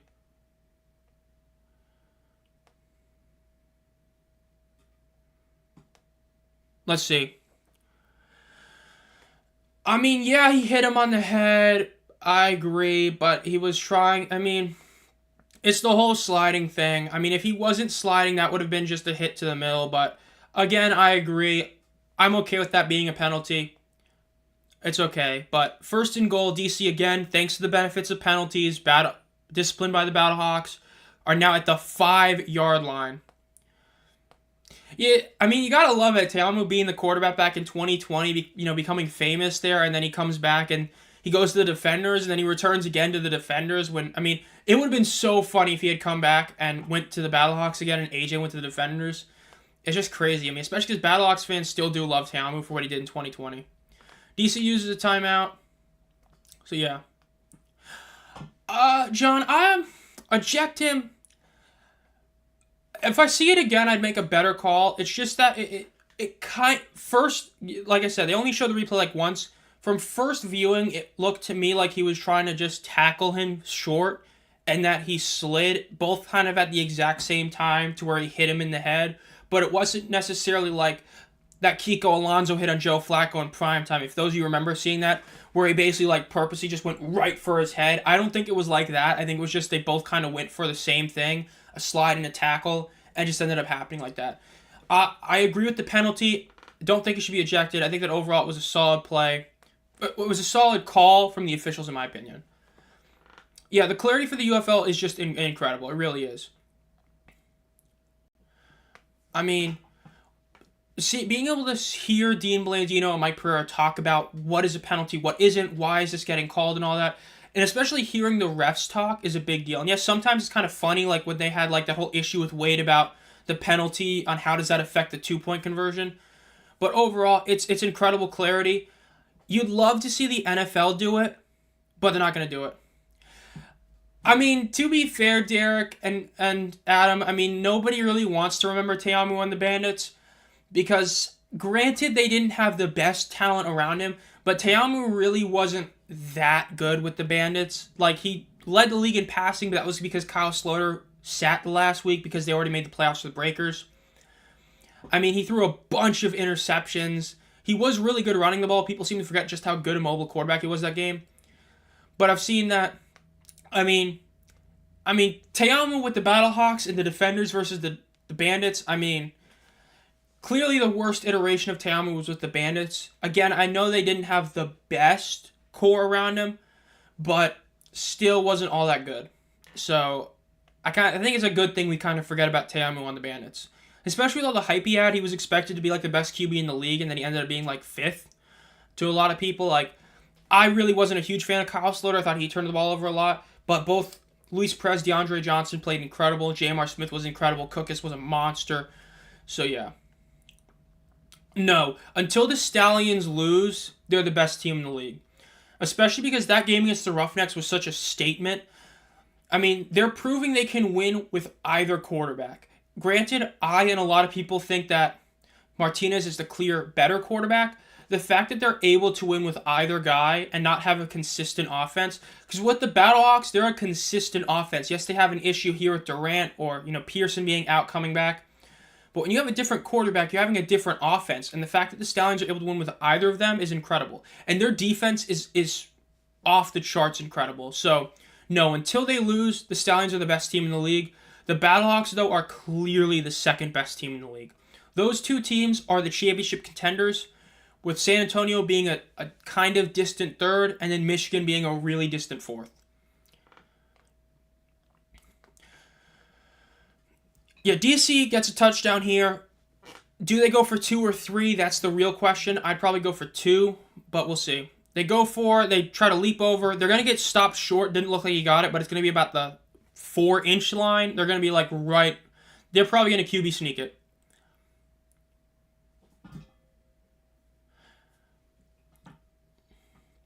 Yeah, the fact that the Stallions can use both Corral and Martinez and still win is incredible. I mean, it's just, it's insane.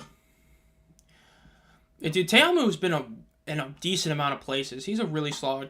He's one of those. He's a solid spring football quarterback. Let's see. They hand off and he goes for the leap and they do score a touchdown. 17-6. St. Louis still leads with about 2 minutes and 11 seconds left. DC has a big question. Do they go for 2 or go for 3? If they go for 3, they make it an 8-point game. If they go for 2, it's a 9-point game. Either way, it's a 1-score game technically. Let's see what they do. I would go for 2 here because then you have the option to kick a field goal later on another drive. So we'll see. The Battlehawks have 2 timeouts left. The 2-minute warning. After the 2-minute warning, you have the clock stopping at first downs. St. Louis has more than enough time to score a touchdown on this next drive. DC is going to go for 2. I like this call. Do this one first before going for 3. You could potentially get a field goal on your next drive or 2 to make up those 3 points. I like this call. Safe. Good play. Let's see what they can do.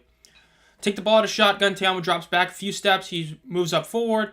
He's getting sacked. He is sacked. The 2-point attempt is unsuccessful. It is 17-6. 2 minutes, 11 seconds left. St. Louis leads. There's now an 11-point lead for St. Louis, and they have more than enough time to get the touchdown on this next drive. I mean, to be fair, going for 2 is the best. I mean, we saw that last year. When you consider the difference in going for 1 versus 2, it's not that much a difference, but you're getting an extra point. So it's like if you have one that's, successful like 50% of the time versus 40% of the time, but the one that's 40% is giving you double the outcome of the 50%, even if we say the 2 point or the 1 point is like a 60%, when you add the numbers up, going for 2 is just the best option for sure. Unless your team is just like insanely good at just getting 2-yard rushes, then you can go for 1 the whole time. But yeah, DC being 2 of 9, yeah, I mean, the extra point offense has not been that good. And not many teams using the 3-point line. I mean, the 3-point line, when you're talking about doing a play from the 10, it's a lot harder to get a play from the 10 to get basically a touchdown is what you're going for naturally. So it's only really used when you're down by 3 because it's such a difficult play to pull off. So yeah. Yeah, with the 2-minute warning, St. Louis technically has 3 timeouts left, yeah. Alright, let's see where they get the return off to. It's looking like a good return. The return is to the 46-yard line.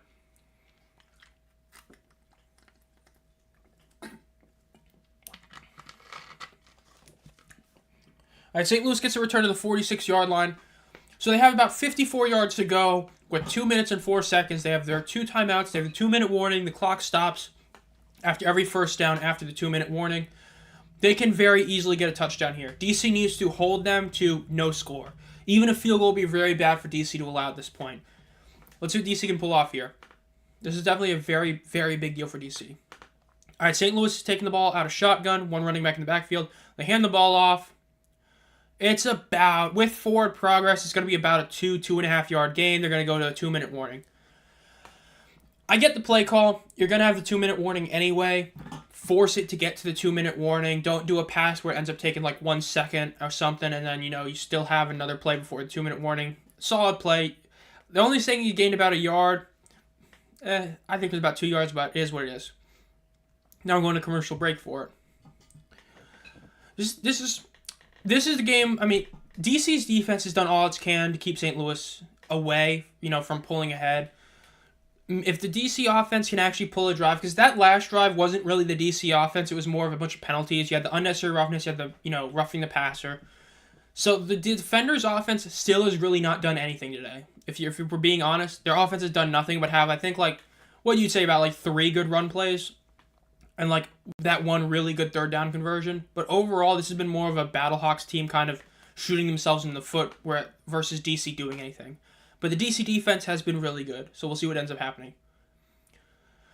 Again, for those of you who are new here or just joined the stream, make sure to like the stream and subscribe if you're new here. I upload at least 4 videos a week of the UFL, as well as now starting to do 1 weekly short as well, and live stream a game every week or 2. Just started doing this last week, had a good time doing it again this week, might do it again next week, might do it in 2 weeks.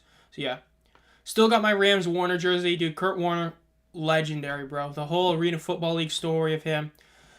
I don't know how many of you are following it, but the Arena Football League did just come back yesterday. And it is...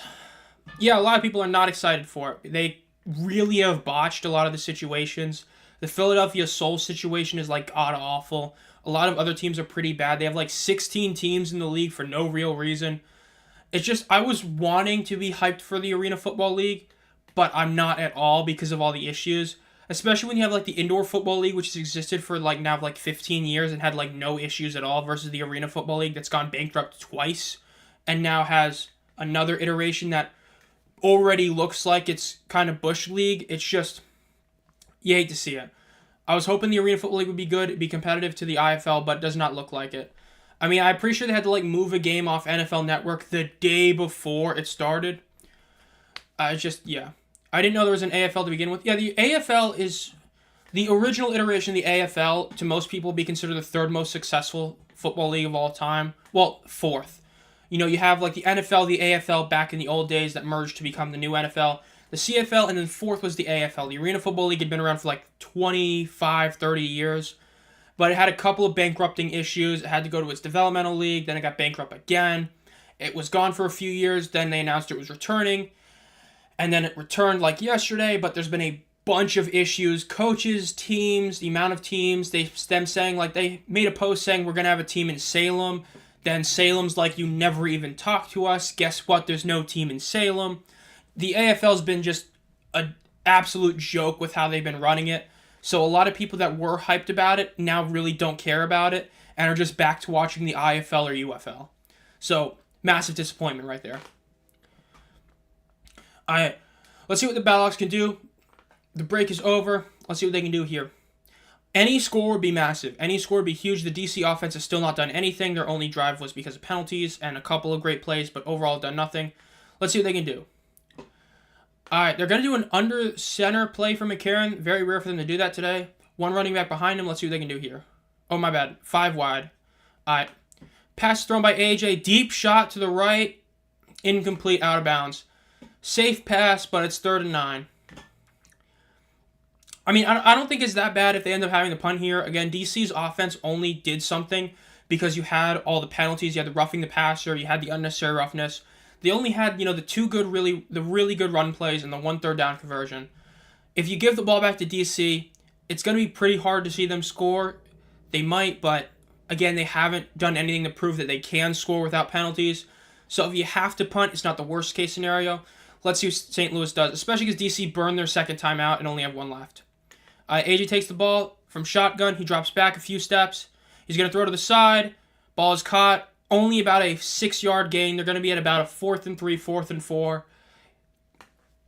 They could punt it.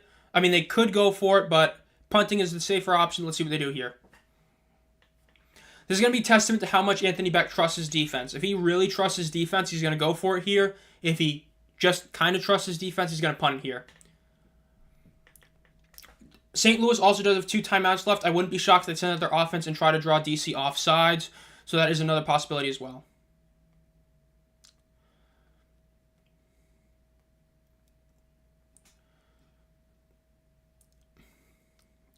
It looks like they had to take a little medical timeout right there. He's walking. Bushwell Beatty was on the ground, but he is walking right now, so it doesn't look like he's anything horrid. Hopefully it's all good. Starting tackle for them all of last year. Let's see what happens. All right, 4th and 3. Let's see what Anthony Beck decides to go for it. Again, I think, honestly, you should put your offense out. Arguably, put your offense out and just, try to draw them off sides. I think that would be the best call. You have 2 timeouts left. You're not really going to get the ball back. DC only has 1 timeout. So barring an interception, you're not getting the ball back. You're going to be wasting 2 timeouts. It looks like they're sending out the punt unit. I disagree with this. I would send out the offense and try to draw DC offsides. Worst that happens, you take a false start penalty and you move back 5 yards, but you're already punting anyway.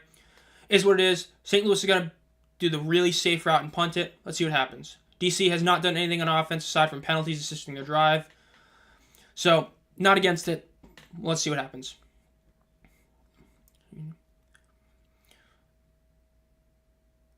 Sounds like a timeout. Anthony Beck calls a timeout. Anthony Beck decides to call a timeout. Kind of a weird timeout there. He might be changing his mind about something. We'll see.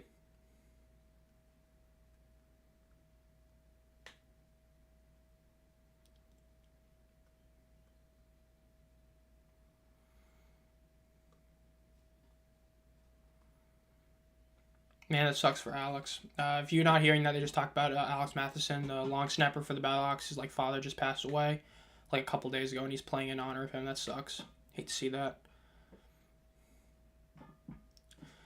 Yeah, the Battlehawks helmets are definitely one of the better ones. Like, the Roughnecks are a very controversial one. I really don't like the Roughnecks helmets, but the Battlehawks helmets are really solid. Looks like that they called a timeout because they are going to be going for it. Hey, like I said, this shows back to trust his defense. Again, basically, DC has had the 2 good run plays that were about like 7 yards each and the 1 great 3rd down conversion. Aside from that, DC's offense has done nothing. It has been penalties by the Battlehawks that have assisted them. So, they still haven't proven they can do anything on offense. So, go for it. If you get the 1st down, you can get a field goal potentially. So, let's see. AJ takes the ball. He drops back a couple of steps. He throws a bit to the left side. It is out of bounds, or not out of bounds. It is a bit over. Wanting PI, Hakeem wants PI, did not get it. It's going to be defender's ball at about midfield. DC's defense has been incredible today. Again, they may have, 17 points maybe on the board, but DC, considering all the issues that the offense have had, the fact that St. Louis has only scored 17 points is incredible by the DC defense. Let's see what happens now.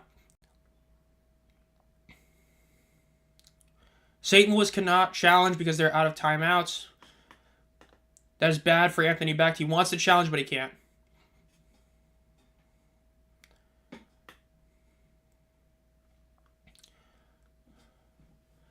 Yeah, Becht is not happy. He wanted to call a timeout. He wanted to throw a flag, the super challenge, but he can't because he's out of timeouts. All right, DC hands the ball off. That was like a Le'Veon Bell-esque play, like prime Le'Veon-esque play. You saw that there wasn't a hole, dropped back, saw there was a hole to the left, got it. That's about a 4-yard gain for the defenders. DC's defense looked really bad early in the season, but against Birmingham, they got a couple of fumbles, but part of that was also the rain. But this game is really showing how good DC's defense can be. All right, Teamu drops back. He's running to the right. He's doing a somewhat deep pass. It looks like it's going to be completed about the 40-yard line. Dude, the AAF was such a fun league, dude. It sucks that they had all those issues with money and all that, dude. The AAF was great. A lot of those teams had great color schemes, a lot of great logos, just great uniforms, great fan bases. The AAF folding really damaged spring football attendance to where we haven't really recovered from. Take San Antonio, for example, the Commanders versus the Brahmas. It's crazy. DC hands the ball off. That's one of their best rushing plays of the day. The DC offense, for the first time today, is doing something by themselves without penalties. They just gained about 7 yards in that rush play. It's 2nd and 3. Let's see. Okay, they're basically in field goal range now, so that's already a big deal. They can make this a one-score game. All right, quick pass, first down, about a 6-7 yard gain. Dude, old Madden's were so good. Nah, if the AF was still here, we would not have the XFL or USFL. XFL maybe, because Vince may have wanted to bring it back, but I think he more so saw he could capitalize on the AF. If the AF was still here, no, we would not see the XFL or USFL, that's for sure. I would say that's like a for sure. All right, Teamu gets the ball. On the shotgun snap, he is running. Short pass, good throw, 10-yard gain, about 11-yard gain after he tumbled down. Clock's going to stop because of the first down. It's going to start once the ball is set and all that. They're getting really close to a touchdown. This offense, this drive is actually going really good for DC. Their best drive so far of the day. 20 seconds left, 19, 18, 17. They're wasting a lot of time here, 16. That was really bad. They lost a lot of time there. All right, ball's caught at the 10. He's going closer. 5. Touchdown. Touchdown, DC. Bad defense right there. That was a one-on-one matchup. He had to win. Didn't win it. DC gets the touchdown. It is 17-12 with 7 seconds left in the half. DC should go for 2 here. Go for 2. If you convert it, you make it a 3-point game. Just like that, DC's back in the game. The DC defense has been playing like monsters. Anthony Becht made a very controversial decision that I agree with. I'm going to say it right now. His defense had played incredible the whole day. I agree with it. But the DC offense finally has woken up, and they're looking really good. All right, let's see. DC is going to be going for 2. Let's see if they can pull this off.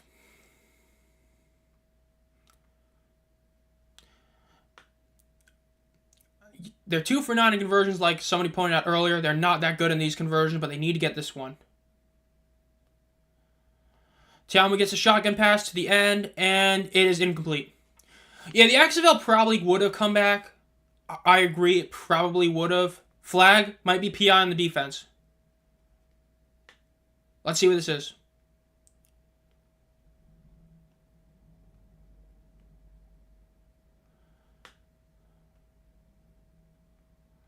On the offense. Okay, it's going to be incomplete then. So, yeah. Yeah, the XFL probably would have come back. Vince McMahon wanted to bring it back, so the XFL probably would have come back. I agree with that, Darren. USFL definitely wouldn't have. The USFL was able to come back when they heard the XFL was starting up again, but the XFL probably would have still come around. There's the chance that they might not have because the AF was successful. There's that chance, but I agree. If the AF was still around, the XFL might have come back, but the USFL definitely wouldn't have. All right, so the score going into the half is probably going to be 17-12, barring a kick return touchdown or some miracle play like that for the Battlehawks. It's going to be 17-12. There's only 7 seconds left. DC was able to keep it close, but again, the fact that they still cannot convert on the extra point attempts is really hurting them. They are 2 for 10 in the season. That is abysmal. If they had made both of them, this is a 1-point game. Instead, they're down a touchdown. But yeah, good touchdown. That was their best drive all day. That was the best DC drive. They do get the ball at the start of the second half, so they can immediately get the lead in the second half. This is a big deal. They're right back in the game.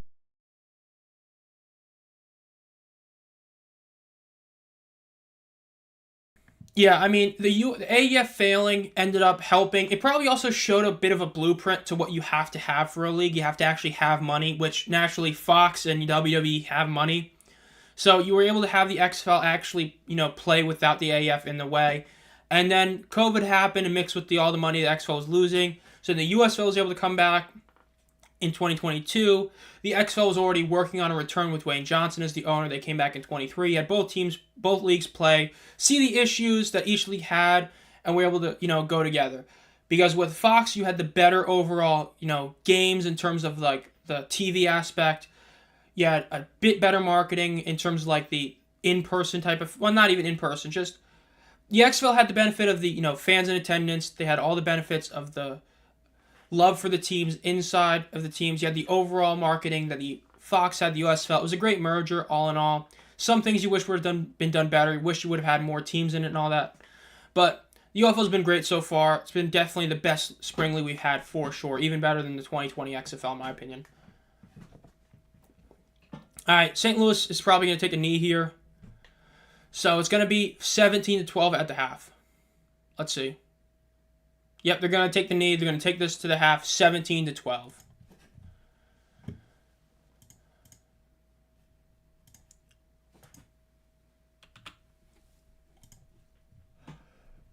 $17-12 at the half.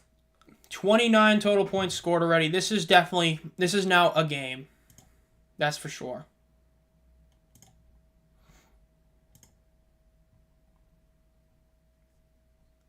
So, biggest takeaways is that DC got benefited from a bunch of penalties that helped make their offense actually go out there and start playing good. They got that second drive that actually played incredible. But the big thing really is that the defense has been able to stop St. Louis in the red zone. They've been able to stop them whenever they get the ball in a good position. The DC defense is why the team is in the game for sure. So, Andrew Schmidt also deserves a lot of credit. He hasn't missed a field goal. Any missed field goal would have been a very big deal. But overall, I mean, this is now a game. The home field advantage for DC still proves to be at least something good. So, definitely an incredible start so far. And now we get the weekly interview, with the U.S. Army people because, the whole money agreement, which I will be talking about in tomorrow's video about the attendance as well. So, yes.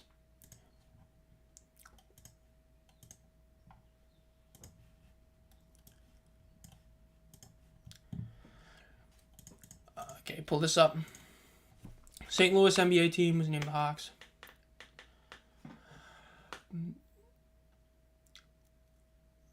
And Fox UFL. I was behind in stream if you saw this already, but the AF reached out to Vince seeking to buy the XFL name. Vince refused, and we all know the rest. Yeah, I feel like I remember hearing something about that, but I don't remember for sure. Because the AF stuff, I wasn't fully in, the whole YouTube landscape, where I was more of so just a fan, not a, guy who's, keeping up with everything like I am now. It's just that whole thing was just, which I think overall was actually a good thing, because the AF ended up, being so unique, and I think that was why it was such a good thing. I'm gonna be real with you, John, I don't even want to guess it. Looking at it last year in the USFL games and guessing attendance, it's just because the official attendance number isn't necessarily how many people are at the game. It's basically based on also paid attendance. So if it looks like it's 10,000, it could be up to 15,000 based on paid attendance, especially when tickets aren't, $70. You have that chance. So we'll see. But I would hope, considering the fact that their last game was 15,000, I'd hope 15,000. Being able to stay the same is a very big deal. That would definitely be my hope. At least stay the same. That would be a really good sign. But overall, I mean, yeah, 15,000 would be a solid number. For those of you who are new here to the stream or just joined, make sure to like the stream. And if you're new here, subscribe to the channel. I do, at least 4 videos a week covering the UFL. This upcoming week, I'm actually going to be doing 5 videos and a short, as I'm going to be going over the attendance and TV ratings through mid-season. Attendance video coming out on Monday. Tuesday's the power rankings. Wednesday's the week review. Thursday's going to be the TV ratings, as well as my Fox Super 6 picks. And then Friday will be my game picks for week 6. I'll be right back. I'm going to go quickly get a drink. I'm out of drinks here, and we are at halftime. Let me put out a poll before I head off and go get a drink real quick. Let's see. Let's just do a simple poll. Who wins tonight's game, or who wins the next game? Let's put this up. Showboats. Panthers.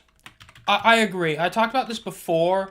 Like, the USFL back in 2022 had a bit of a post-game and halftime show with, like, Jason Garrett and all that. And for some reason, they just didn't do that again, and I don't really know why. I really think it was a great thing to have. I think a pregame show would honestly be really cool. I think a bit better. Having something to kind of introduce you to the game. Because, like, I joked about this before, like, with FX.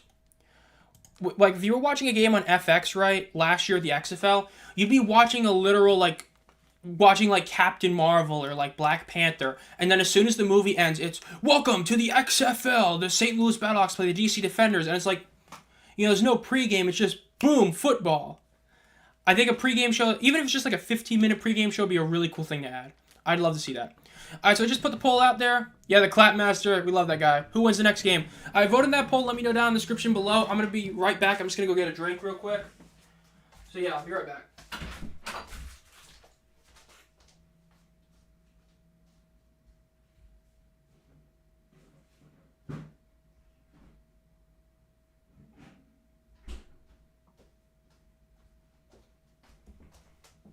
Alright, I'm back.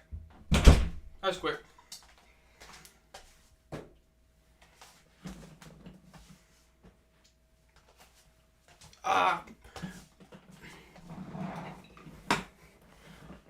Alright, let's see what the votes are so far and the results. Alright, so far we got about 60% of people voting for the Panthers, 40% voting for the Showboats. This is definitely going to be a really interesting game. Yeah, today's a must-win for sure. The fact that in terms of Memphis, losing this game is a big deal. You lose the head-to-head to the Panthers.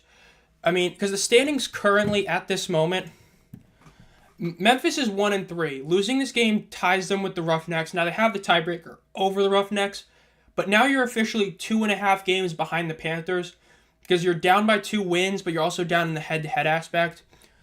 It's not as much as it's not as big a deal as DC losing. Like, DC losing this game is a really bad thing, but with Memphis, they have won already against a conference opponent. They do need to win, but it's not as much of a must-win as DC, in my opinion. Yeah, St. Louis using their timeouts in a weird way. I think the timeout they used before the punt was what really went wrong. That was just, if they want to go for it, you should just go for it instead of calling a timeout and wasting it, because that ended up backfiring on them immensely. So I think that's where they kind of went wrong, was that one. That punt was definitely where they went wrong all in all. They should have just, if they were going to go for it, you go for it. As a coach, you always hear the saying that you're supposed to know what you're going to do before you're going to go for it in 4th down, before 4th down. And for some reason, he basically changed his mind, wasted the timeout, ended up backfiring on them immensely. Yeah, it's a 1-score game now. Again, DC's only really had one great drive in offense because you had the first drive, which ended in a touchdown, which was benefited by the unnecessary roughness penalty and the roughing the passer penalty. And now they had a great drive, and now their offense has momentum. Now, it is halftime, so the momentum might go away a bit, but DC gets the ball at half, so now they're going to be right on to go for it. They had 2 timeouts when they used that timeout. I thought, I can't pull it. I'm actually on ESPN Plus. I can go back and check real quick. Let me go check exactly what happened. Okay, so when St. Louis went for it,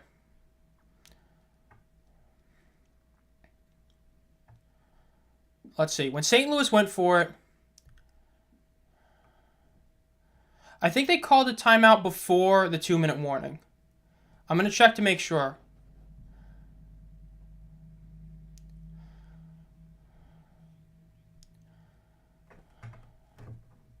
Yeah, right now I'm just checking to see exactly the timeout.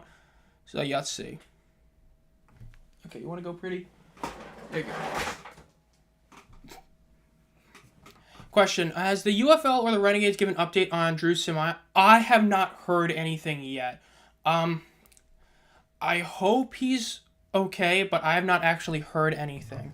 So I cannot say for sure. It's just I hope he is okay, but I have not heard anything. So yeah, that's kind of all I have to say about it. Okay, I cannot find this. I actually know where to look for this. I don't know what I'm doing. Okay. Okay, it'd be really cool if the game would be put back on. Let's see. Oh, dang, I got rid of this. I actually have this right pulled up. Okay, let me pull this up right here. Okay. Change view. Plays. Okay. So previous drive. Let's see. Current drive, previous drive, quarter only summary. That's not what I wanted to see. Quarter 2.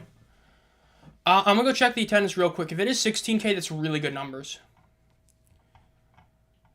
Timeout 808. Timeout 2 DC.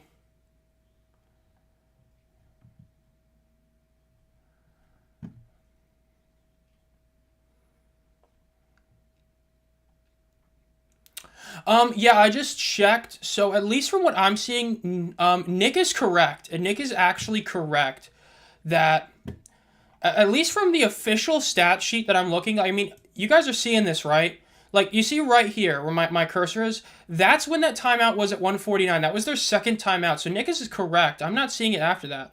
Because if you look afterward, right, there's nothing after that. He is right. It looks like they did get completely screwed over. Something happened. They lost a timeout, and that ended up backfiring on them. That's not good. That's bad. I mean, that's right from the official stat sheet. Now, maybe it's something they called it at some point, but at least from what we're seeing, they got screwed over. I mean, they got screwed over. Let's see. The official attendance, that is great attendance. Yeah. This is 16K and 58. That is the official number. That is a great number. That is almost 1,000 increase from their from their opener, which is a great thing to see.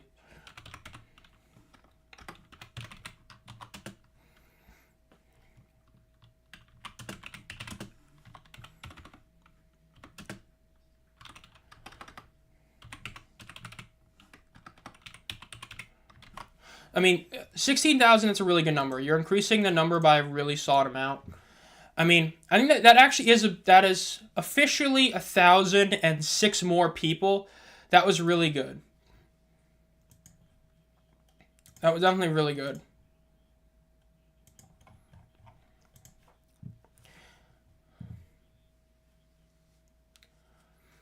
But yeah, what Nick was saying was true. So essentially what he was saying, for those of you who didn't understand what he was talking about, so St. Louis wanted to challenge that fourth down play for PI, but they were told they couldn't because they were out of a timeout, or out of timeouts. But looking back on the stats, they had a timeout left. They should have been allowed to challenge.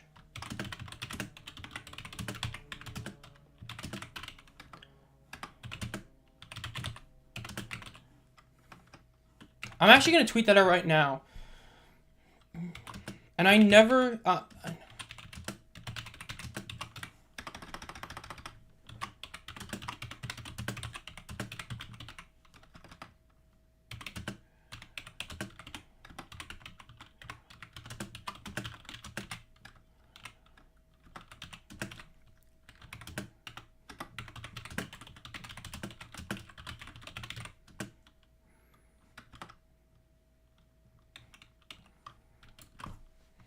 I mean, maybe there was a timeout that got called somewhere that wasn't officially mentioned or something.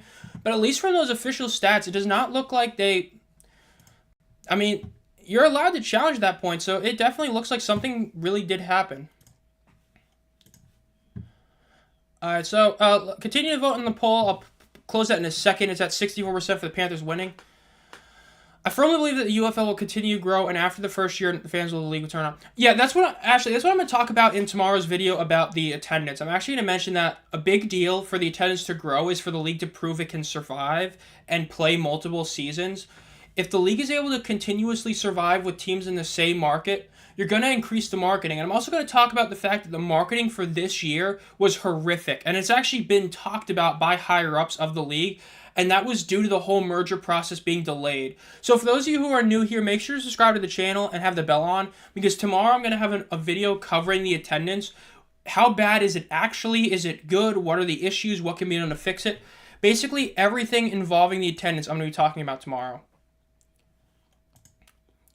Because there is a lot of stuff to talk about in that.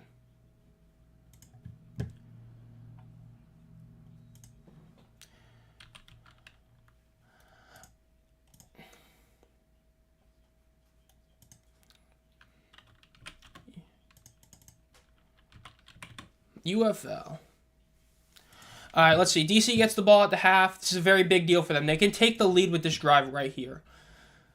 So let's see what they end up doing with it.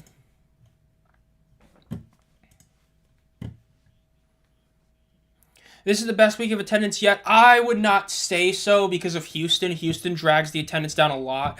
They had a really bad decrease to having the single worst attendance of the entire league season.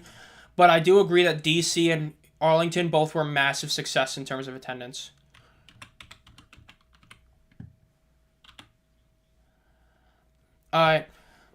First play, Cameron is able to avoid losing a few yards, but still doesn't end up really having that good a first down play.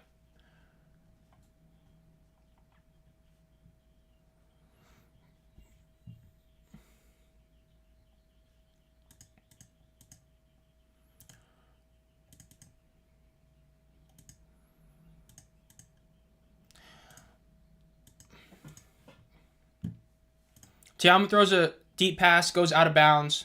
Out of bound play. Yeah, second half's going to be massive. It's definitely going to be interesting to see what ends up happening.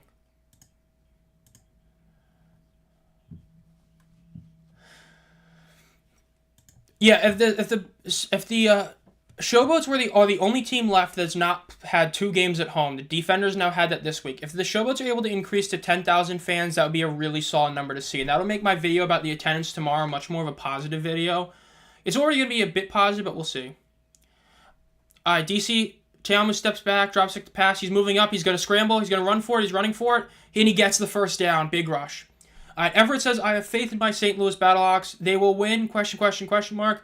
What's the name? Battlehawks. They're going to battle to the bitter end. The Battlehawks, the field goals that they took were all smart field goals. But if they lose, it's because they couldn't beat the Defenders' defense. That's going to be the reason. They got a lot of good advantages, but they didn't. And I will say, I talked about this in my game picks. In FYI, if DC wins this game by about like 4 points or less, I'm still going to put St. Louis as the second best team in the league. I talked about that in the game picks.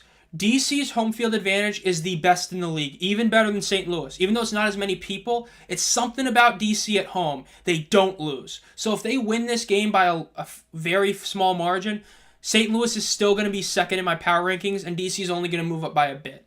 Just an FYI, if DC wins. So we'll see. I agree. I still have San Antonio beating DC next week. I would agree with that. Even if DC wins by like 5 points, I still think San Antonio gets the W. Because I believe that game's at the Alamodome, correct?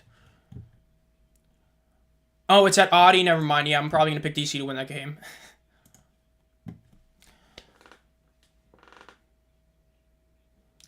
Let's see. They're short 1 yard. They're going to punt the ball here.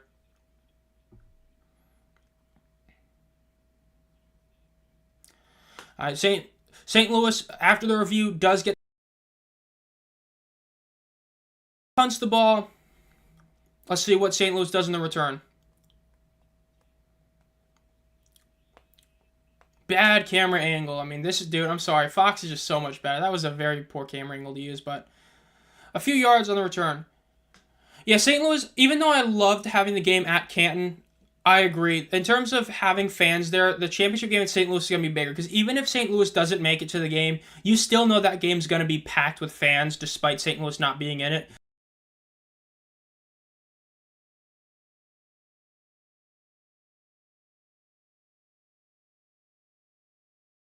Hawks. So if St. Louis loses this, even though they have tiebreaker because they'll have 2 losses, San Antonio will take number 1 in the division or the conference. This is a good point.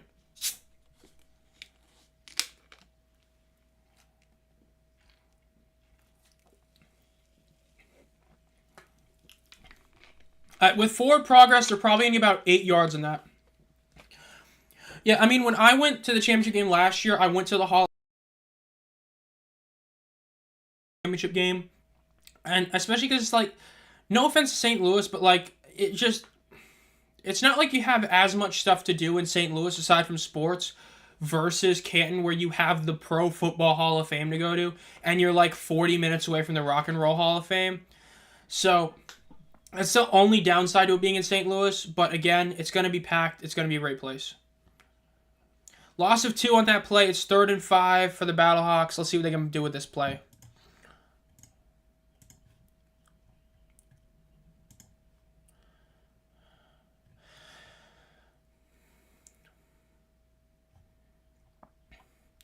For those 6 of you that care about the WNBA, I just saw on Twitter that Candace Parker has announced her retirement. It's 3rd down. Shotgun, let's see what happens. McCarron is sacked. He loses a few yards. Well, I take that back. I mean, to be fair, with like Caitlin Clark and all these great players going into the WNBA, it's going to be definitely actually fun to watch next. I mean, women's basketball is definitely growing a lot. So, St. Louis is going to have to punt the ball here.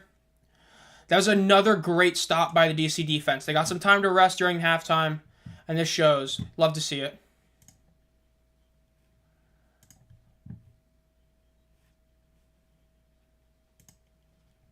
All right, they're going to punt the ball from their end zone. Almost blocked. It was pretty close to being blocked. DC is going to get the ball at the 40, 45. The returns to the 50, returns to the 45, the 40, and he's out of bounds. He might have been out of bounds earlier, but it looks like they're going to get the ball at the 45-yard line, at least at this moment. Yeah, DC's defense has increased a lot. It looked pretty bad the first couple weeks, but now that it's getting, some more reps and all that, it's looking really good now. 12.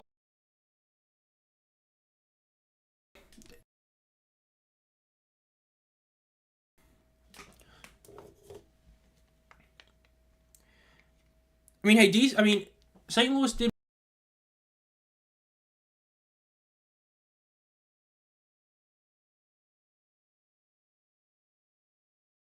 UFL team. The Michigan Panthers. I was joking to Steven about this, talking about how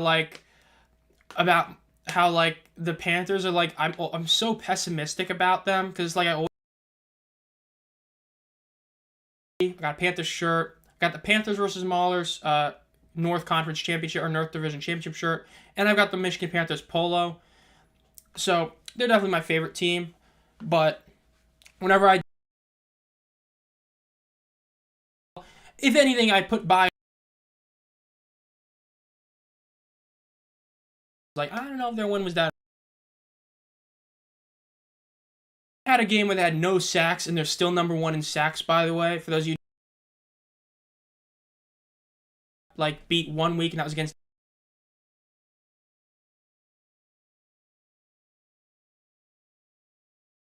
Now I will say, for those of you who want to add for the first place giveaway, because I have like 1 thing for 3rd, 2 for 2nd, and 2 for 1st. I'm probably gonna get like a UFL shirt or something like that. I don't know for sure. I might do it because there's stuff I want to get from the UFL shop, which I might do this week or next week, but we'll see. Yeah, it's just. Okay, Michael, are you able to hear me right now? It's just there's an issue because this is a wired mic, and the wire is very, if you touch it, it gets bad. So, like, can you hear me right now? Because it's just, like, especially with how it is, yeah, okay. Yeah, it's like a really long cord, right? Like, imagine, like, this, but, like, even longer, and if you barely touch it, it cuts off. It's like there's been a couple videos where the audio quality has been a bit iffy. It's because of that. It'll get knocked out, and then it'll have me record through my webcam audio, which, as you can probably imagine, the webcam mic is awful. So that happened a couple videos, but I do. I do need some sort of Bluetooth thing. It's just that in terms of a mic for like a legit mic, it's just. I mean, I've got the classic Blue Yeti, which is like, the basic good streamer mic kind of thing. So it gets the job done. It's a good one. Yeah, all bark, no trees. Right. It is a pretty bad cord. At some point, I'm gonna try and get a smaller, more effective cord. I definitely need to get that. That'll probably be one of the next things I get because I recently got upgraded my monitor. I was using like an old TV screen as a monitor, but I finally got a monitor for it. Look at the beer snake, baby. 25 rows, about 50 feet. Love the beer snake. All right, first down. DC's gonna take the ball, a shotgun. DC does a short pass to the side. They gain about 7 yards. If he's out of bounds, 7. If not, about 8 or 9. But yeah, slowly but surely, I've been upgrading the overall quality of everything. Went from a laptop to a PC. Went from a TV monitor to a real monitor. Got a real webcam instead of a camera. Got a good mic instead of a basic mic. So, slowly I'm increasing everything. But definitely need to get a cord soon. DC does another handoff from shotgun. A really good play. They gain a few yards. They're going to be at about the 30, 29-yard line. Hey, with St. Louis's offense, they're never fully out of it. Even if they do allow a touchdown here, if St. Louis's offense just steps it back up, they can get right back into the thick of things.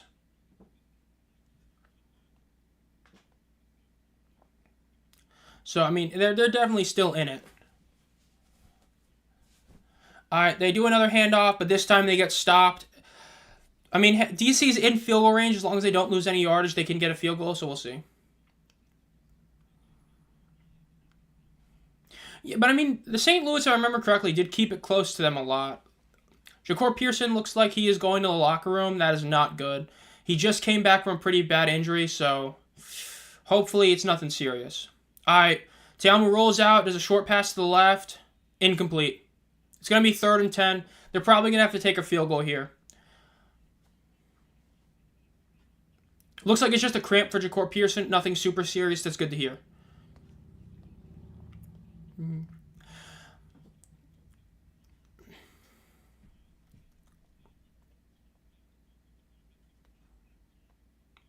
St. Louis playing with their only 2 backup offensive linemen. This is a big reason about the 42 active players. In the UFL, you only have like 42 active players, so them talking about how St. Louis only has 2 backup linemen who are playing right now is a big deal. If another offensive lineman gets hurt, they're screwed. Another big drop for DC. That was a dot of a pass. It was just dropped. They're going to have to kick a field goal here.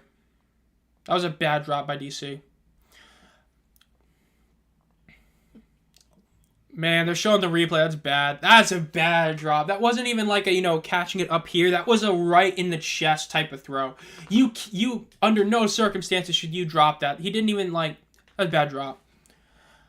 All right. Matt McCrane is going to be getting his first kick of the day. Matt McCrane, along with Jake Bates, are the 2 best kickers in the league.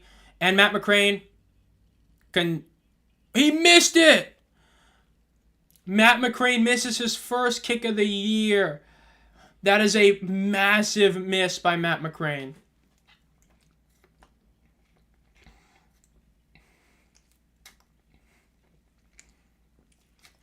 He doinked it. That's crazy. It's a bad doink.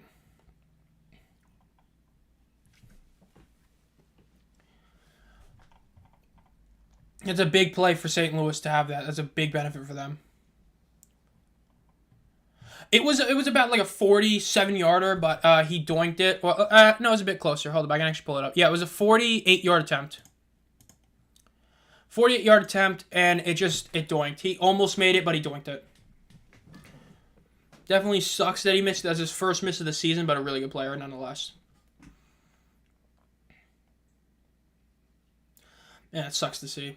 I guess that pretty much, saying he stays, without a miss, that basically puts Jake Bates at the best kicker in the league. I mean, the 2 of them have been incredible. But yeah. Yeah, it hit an upright. It was doinked. I believe Bates is the only kicker now that's still undefeated. I'll actually pull up the stats on the side real quick.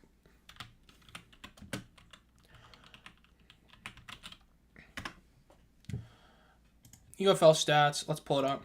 In terms of perfect kicker, let's see. No, not putt net average. kicking points. In terms of who hasn't missed at all, Jake Bates is the only kicker that's now perfect. He is 6 for 6 on kicks. Everybody else has now missed at least one. Matt Conklin has missed one kick. Chris Blewett missed one. Now his season's basically over. J.J. Molson. So yes, the only kicker to not miss is Jake Bates.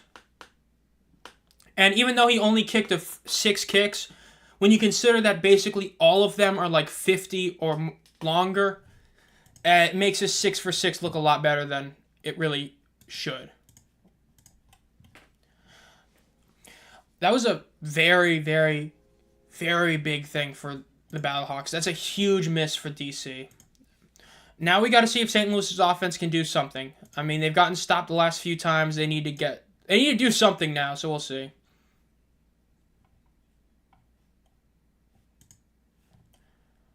Chris Blewett. Oh my god. And he was looking pretty good. He had like a 1 miss. A Despicable Me 4 trailer?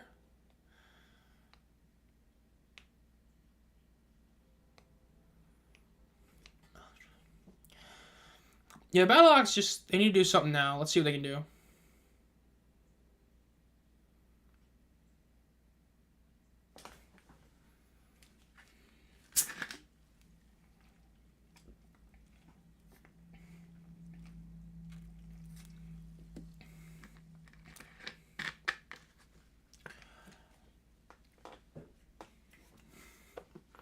Yeah, what St. Louis is being basically out of... For those of you who are just joining, St. Louis is basically out of offensive linemen at this point. They have 5 left. Those are the 5 that are in the game. 2 of them are backups.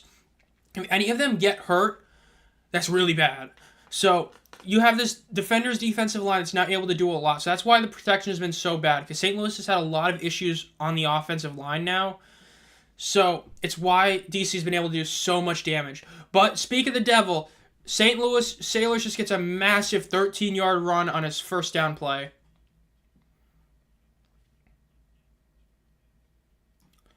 I mean, I think the 42-man roster, it's a good coaching thing to show what a coach truly cares about. It's a big reason why Luis Aguilar last year for like the Stars was such a big player to have, because he was both the punter and the kicker.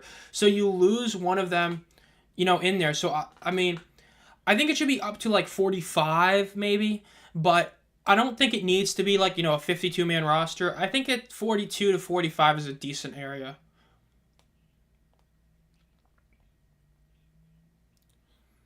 All right, 2nd and 11.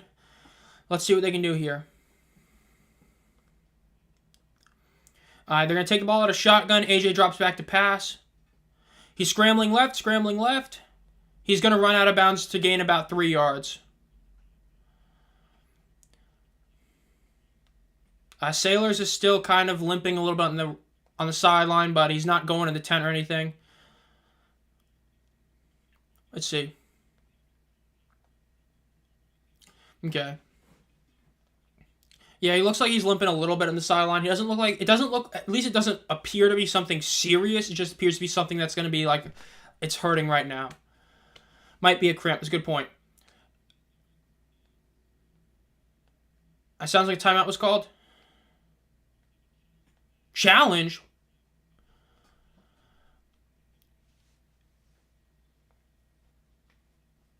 Let's see. Looks like Reggie Barlow is challenging for holding on St. Louis. That's what it sounds like. It sounds like Reggie Barlow is challenging St. Louis or challenging for holding on St. Louis.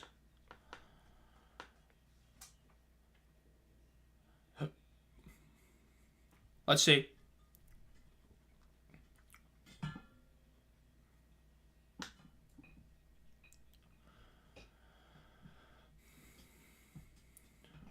No, it's sounding like this is not going to be a successful challenge. It sounds like another wasted Reggie Barlow timeout.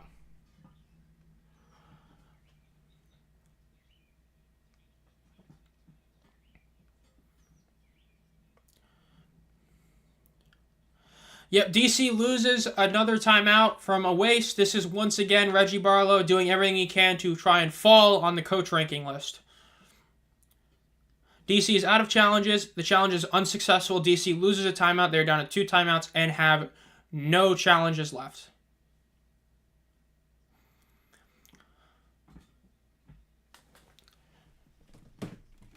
DC, I mean, this is just, sadly, this is what's been happening. DC has been doing a lot of this whole year. They've been doing very, very bad decision-making on penalties and all that. Not looking good for them.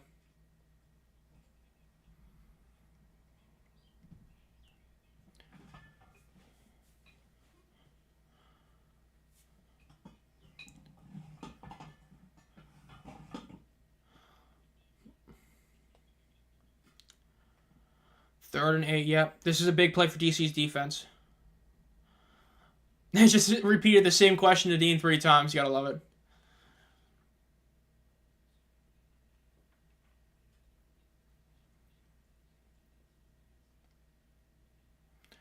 All right, let's see. Third and 8. AJ's taking it out of shotgun. AJ gets the snap. Pancake block on the right. He throws a deep pass. Is it complete? It looks like it's going to be complete down for a huge gain, maybe? Nope, incomplete. It's going to be ruled incomplete. Almost an incredible catch, but it was called incomplete. Let's look at the replay. Yeah, Mitchell, it did hit the ground. That was a great throw by AJ, but it was incomplete. It's going to be 4th and 8. St. Louis is going to have to punt. DC defense once again does something. St. Louis is going to take the penalty for a waste, oh my god, I'm drawing a blank. No, okay, the clock got reset. They're not going to take the penalty, so that's good. It's going to be 4th and 8. They're punting. DC is going to have another shot to get the lead. Let's see what happens. 7 seconds. Yep, they're going to punt it. They're not going to take the penalty. Let's see. Let's see where DC gets with this return. This is a big deal. Oh, okay. Looks like a really solid return so far. Really good return. There's a penalty. There's a flag. There's a flag. The return is to the 50-yard line, but there is a flag. DC gets the ball at the 45, but there's a penalty. That could draw it back a lot. Looks like it's going to be a holding penalty on the return team. Nope. No foul. Sounds like there's no foul. Going down in his zone. No foul. DC's going to get the ball at the 45-yard line.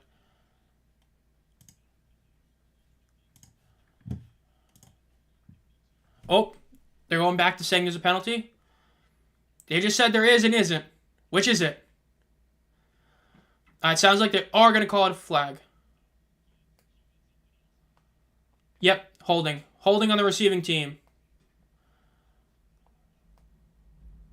10 yards from the end of the kick. So they're going to still get it at pretty good field position. But that's definitely going to hurt them a lot. Yeah, it sounded like there were 2 flags. One of them got picked up and one of them stayed. That's what it sounded like.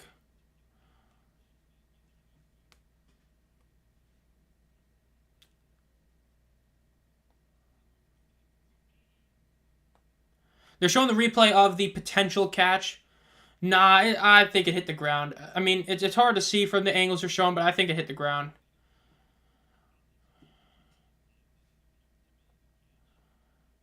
Yeah, I think both flags would have been on DC. I think so, too.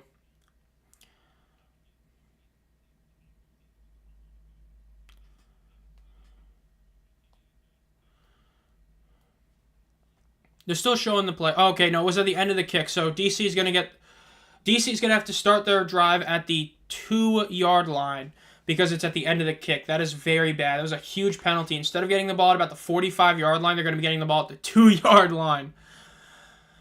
Let's see. DC needs to... If DC can pull off a field goal, that'd be crazy. Let's see if they can pull it off.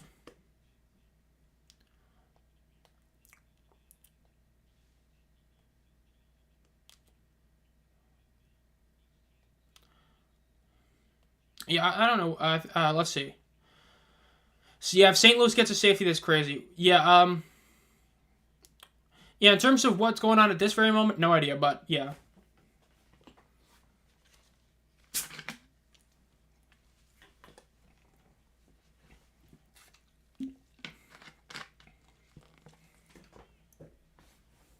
Let's see if DC can do anything here. This is a big deal. If they can pull off a field goal with this drive, at least that'd be crazy. The 2-yard line, Teamu gets a snap. He's going to rush in the middle. He gained maybe half a yard. Bad start already. You need to gain at least another 4 yards, because if you're going to punt it, you want to at least have some room for your punter. So they need to get at least 4 yards here. First down is, of course, what you want, but you have to get at least 4 yards, or else you're probably going to get a blocked punt here. Let's see what they do here. It's going to be second and about like 9.5-ish.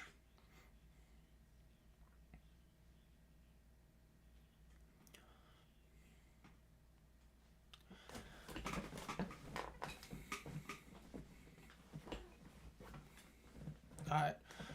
Teamu runs to the right after a shotgun pass. He's going to throw it to the sideline. It's complete. Looks like it's complete at about the 10-yard line. That's going to make it a 3rd and 1.5.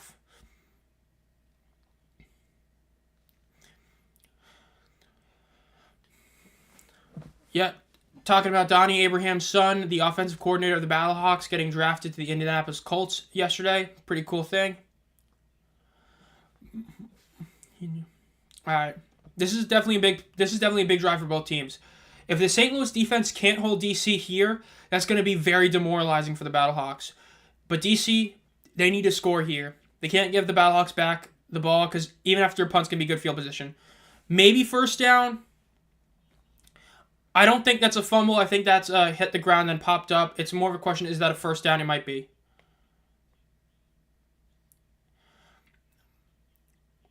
Yeah, I think they're going to give it a first down. I don't think he fumbled it. I think he did hit the ground. Let's see. No, that might be short. That might be short by a little bit. Let's see.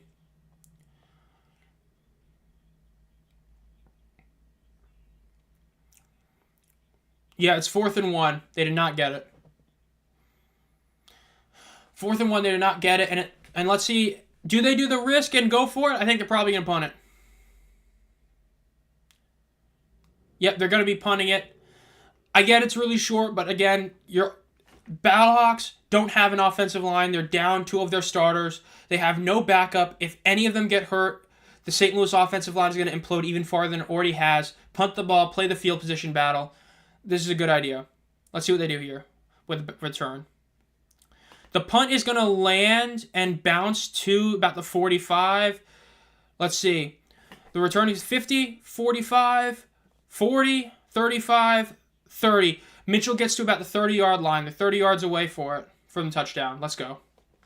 All right.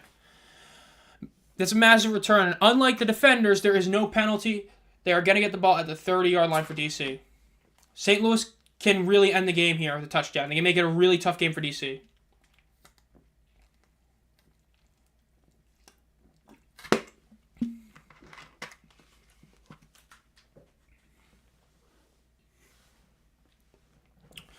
Yeah, so far this is definitely, St. Louis needs to score, but the issue is their offensive line. If none of their guys are coming back into the game and they're down to their 2 backups, the DC pressure is just getting to AJ time and time again.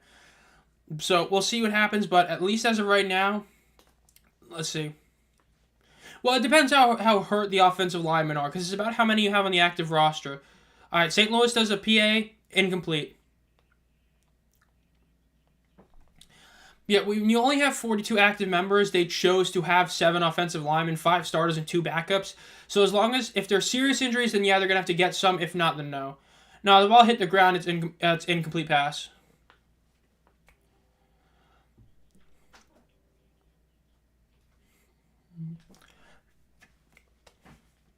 All right, it's going to be 2nd and 10 now.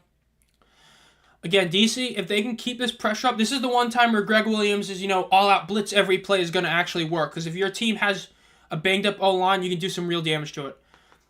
Falls on the run. About a maybe 2-3 yard game. It's going to be 3rd and about 7 and 8. Let's see. 3rd and 8. Again, this is what happens when you have an offensive line that's getting banged up going against a defense that has good defensive linemen but also has a defensive coordinator that is known for just, bum rushing every single play. They blitz all the time. When you have that kind of matchup, it's going to be really hard for the Battlehawks to do anything on offense. But when you have the receiving talent and QB talent they could. Let's see what they do. 3rd and 8. 3rd and 8, the DC 28. AJ drops back to pass. He does a pass the sideline. Great tackle, great open field tackle. It's going to be, if they give him forward progress, about a yard short. If not, it's going to be about 3 yards short. Going for the field goal. This might end up haunting them, but going for the field goal here will be make it an 8-point game. DC has not gotten a 2-point conversion all day, and they are 2 of 10 all year. So if you go by the numbers, this is a good play. Because even if DC scores a touchdown, the odds of them getting the 2-point conversion are very low.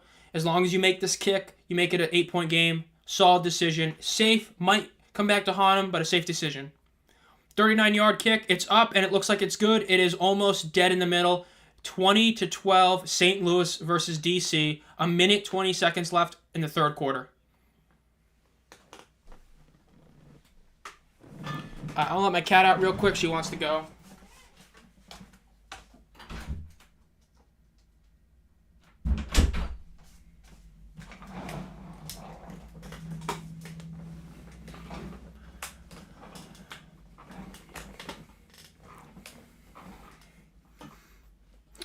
Yeah, they're going to have to put a tight end in an offensive line that keep getting hurt, which is not going to be good. I mean, yes, tight ends are, kind of hybrids, wide receiver or blockers. But the fact is, if you have a tight end having to block like a dude who's like 250 pounds, yikes.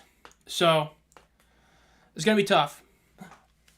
I mean, St. Louis is already allowing a ton of pressure now that they've had a lot of, injuries to that offensive line. Having to go to tight ends is going to make it even worse. Again, for those of you who are watching the game as well as the stream, they are showing the standings. If the defenders win, the defenders get the head-to-head edge. They take the number 2 seed in the conference. If the Battlehawks win, they move up to 4-1. They stay the number 1 seed in the XFL conference, and the defenders fall very far behind at 3rd. All right. Let's see. DC needs to have a good return here. I need to do something on offense. Let's see if they can pull this off. Remember, the top 2 teams in each conference make the playoffs. So DC needs this win a lot more than the Battlehawks need it, but the Battlehawks still need this win to almost solidify themselves as a playoff team already. The kick... Alright, the kick stays inbound. That was a flag for a late hit on St. Louis.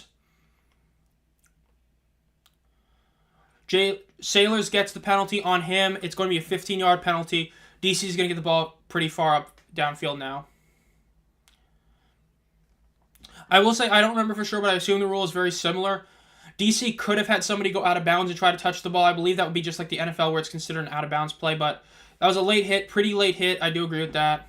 So, well, it may have gotten pushed back.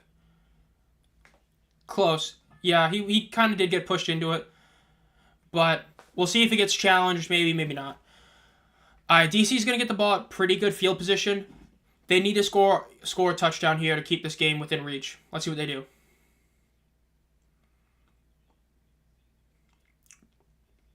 Yeah, again, the Battlehawks just doing penalties. Penalties are going to end up haunting you. You can't have that. All right, Teamu's going out in 5 wide, shotgun. Let's see. Teamu doesn't even drop back. Oh, he's moving up. He's going to run for it. He's got about 4 yards, good ankle tackle, about a 4-yard gain.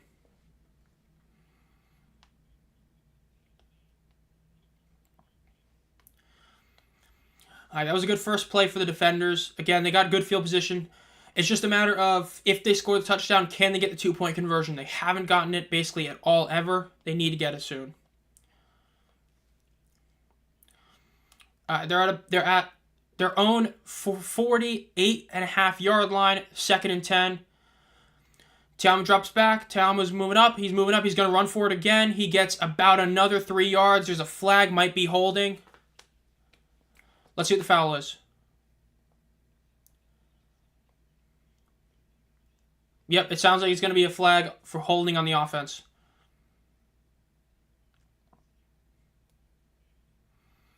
Yep, holding on 89 on the offense. Going to drop him back 10 yards. Let's see. I think taking the penalty makes sense. Dip him back 10 yards, especially if you're only gaining about like 5 yards of play. So yeah. 2nd and 16. DC can convert this. If they want to make this a 4-down territory, they definitely can, but we'll see. Let's see. Teamu, they're lining up again. It looks like 5 wide. Nope, they have a guy coming back into the backfield. Teamu drops back to pass. He does a short screen. It's a screen pass to the right. Great juke by the running back, but they're going to be tackled pretty not that far downfield. Incredible juke, but ended up not really doing anything. And that third quarter is now officially over. End of the third quarter, it is 20 Battlehawks, 12 defenders. DC is driving, but they're at a 3rd and long, needing to get this to try and stay in this game.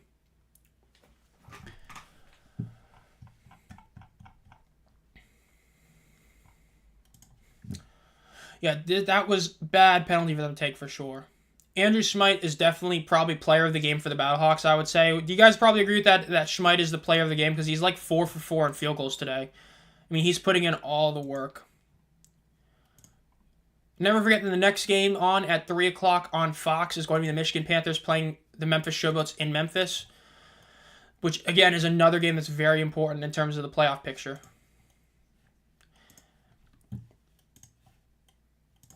And then again, for those of you who are new here to the stream, who joined recently, make sure to like the stream and subscribe to the channel. I do at least 4 videos a week on the UFL. If you've been here for a while and you want to support the channel, you can become a channel member for 99 cents. You get a bunch of things, including exclusive team emojis. Currently, these are the 4 team emojis we have. You get 2 exclusive monthly video, or you get an exclusive monthly video that is not a UFL video, as well as sneak peeks to upcoming videos and all that. Yeah, I think that doing the second stream is definitely a lot better. The last stream, I was a lot worse in the play-by-play aspect. I want this to be like a play-by-play thing where I kind of talk about in between. So I definitely got a lot better doing this. This is my second stream for those of you who are new doing this, as before it was just only videos. But now that I've done a second one, the play-by-play, I've done a lot better at it. I've only missed a few plays versus the Tank Bowl last week where I basically talked about like the big plays. So I'm definitely a lot better in that. My throat hurt a lot after the last stream because of me just straight up talking for 3.5 hours. But now that I have an extra drink that I had instead of just one drink, having done it before, overall it's a lot better. And, I fixed, I noticed last time that I had the webcam on the stream in technically a bad spot. It was higher up than it was low, but now it's in the middle. So everything's just getting a bit better. So they had a couple audio issues, but no real webcam issues like last time. So overall, definitely an improvement over the last stream. And I assume it's going to be like that for everyone I do. But yeah.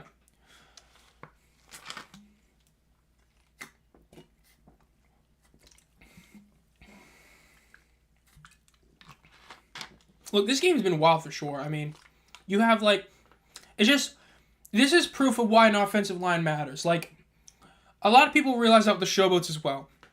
When you have an offensive line that's getting banged up, and you only have 7 offensive linemen on your active roster, 2 of them get hurt, you put your 2 backups in. They're backups for a reason. So now you have a weaker offensive line. Now you have to worry about if somebody gets hurt as well, you're not having to put a tight end as an official lineman, or you're going to have to run with a 4-lineman offense. And when the DC is already a really good defensive line team, they're just able to get a ton of pressure. So St. Louis can only do so much in terms of their offense, whether passing or running the ball. So, I mean, it's a big deal. This is why DC is still in the game, because their offense has been very hot or cold this day. So, I mean, if they're able to get the 3rd down here, it's huge. But if not, they're probably going to get the ball back anyway. The 4th quarter is beginning. We are down to 15 minutes left in the game. 3rd and 15. Let's see what they can do. Fumble. Strip fumble. St. Louis gets the ball. St. Louis has the ball. That is massive. St. Louis just got the ball after the strip sack or the strip fumble on Teamu. They are just about 15 yards out from a real shot at a field goal to put this into a 2-score game. That is massive for the Battlehawks. That is huge. What a great play. That was great defensive play right there.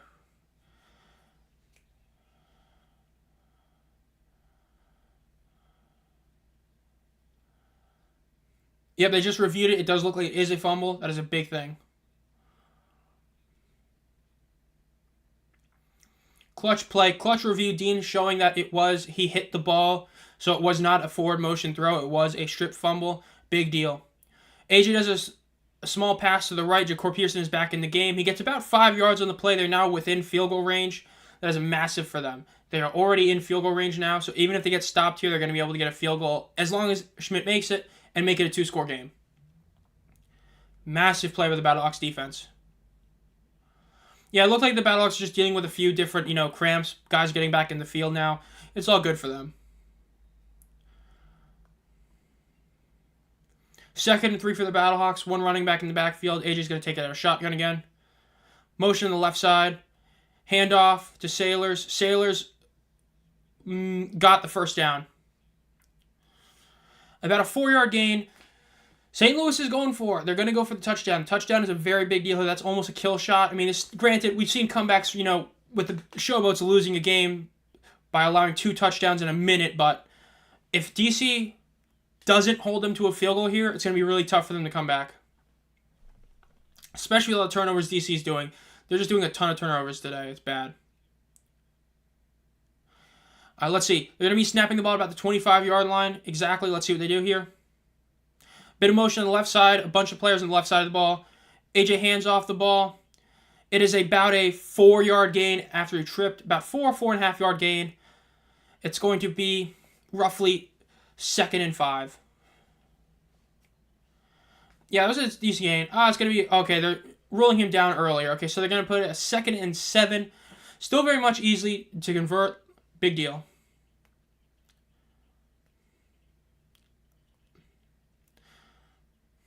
Talking about those prop bets for the players. Gotta love ESPN. At least it's not as bad as them talking about the over every 2 seconds. Gotta say that. All right, AJ's running shotgun again. He's dropping back. Pass to the left side of the field. Great throw. Nobody was really on him. He's still in bounds. Is that a touchdown? Marked out of bounds just short. Hakeem Butler is marked just barely out of bounds. But that was a great throw. Almost nobody was even really on him. The defender was like a solid 4 or 5 yards away from him. Yeah, he's out of bounds about 4 or 5 yards out. That was definitely a really great attempt by Butler. Let's see what they called it on the field. They might have called him a bit closer than 4. No, they did call him about a 6-yard line. Okay. They're going to hand the ball off. It's going to be a pretty huge gain. It's going to be about a 5-yard gain. Maybe a touchdown. The pile might have been pushed for a touchdown. No, they're marking him just short. Yeah, Butler is basically the wide receiver version of Jay Sternberger for sure. Big body, can run, really just great route runner, all things considered, great player. Yeah, I still remember Gallman that 1 year when Saquon got hurt. He was really a solid player for the Giants that 1 year. All right, well, it looks like St. Louis is going to score a touchdown here. They are about this far away from scoring a touchdown. So, basically a touchdown. Let's see what they do here. Can they get the touchdown? I mean, they're literally about 6 inches away. That should be a free touchdown. They're running it in shotgun. They hand off.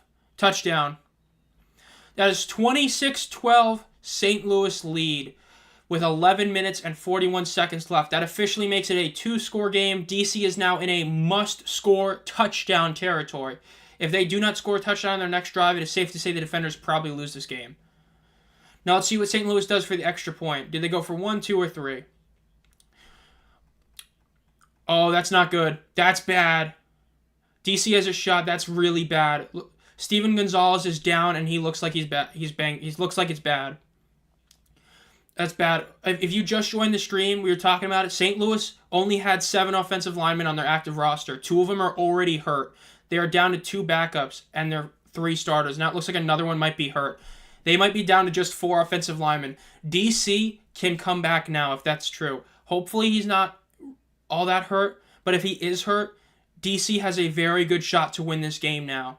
That is horrifying if you're a Battlehawks fan to see. The Battlehawks also can go for it here, and the question is what they do here. It is now a 14-point game. If you go for 2, you make it an 18-point game. So that's probably what you do. You go for 2 and make it an 18-point game. But yes, this is terrible for the Battlehawks. Having their offensive lineman go down, yeah, I'd hope it's a cramp, but from what it looks like it might be a bit worse, but hopefully it's a cramp. If it's something that's going to keep him out, and they're down to 2 starters, 2 backups, and a tight end as their offensive line, their offense is basically going to do nothing for the rest of the game unless they do just quick screen passes the whole time. That's definitely a bad thing for them. Especially since they had to pull the injury timeout kind of thing. It's not good.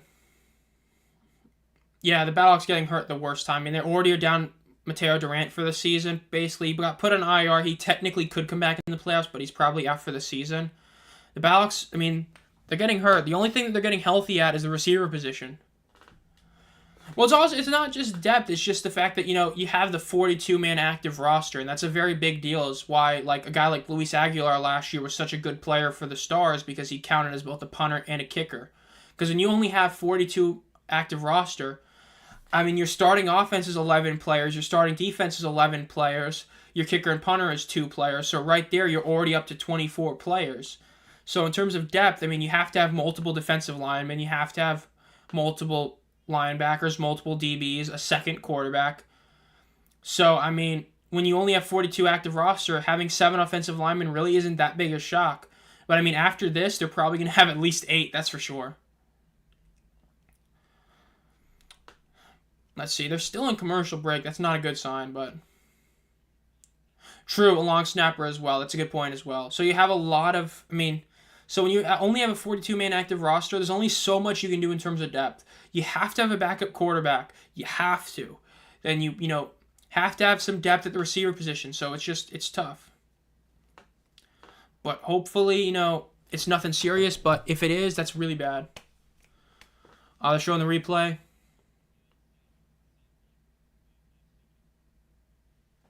Let's see.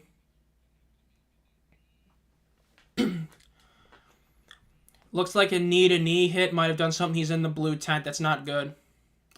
That's bad for St. Louis's offense.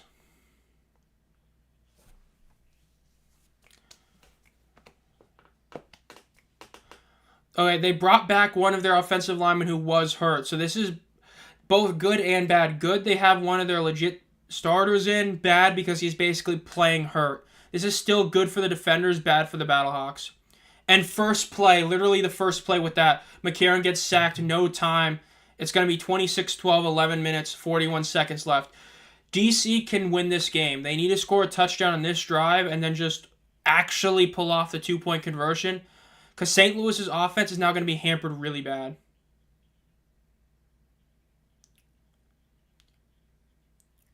This is not good.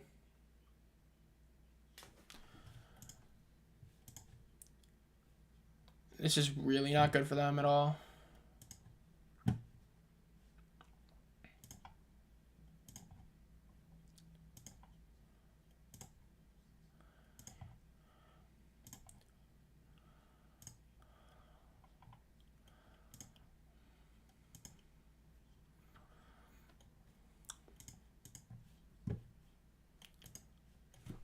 Oh, man.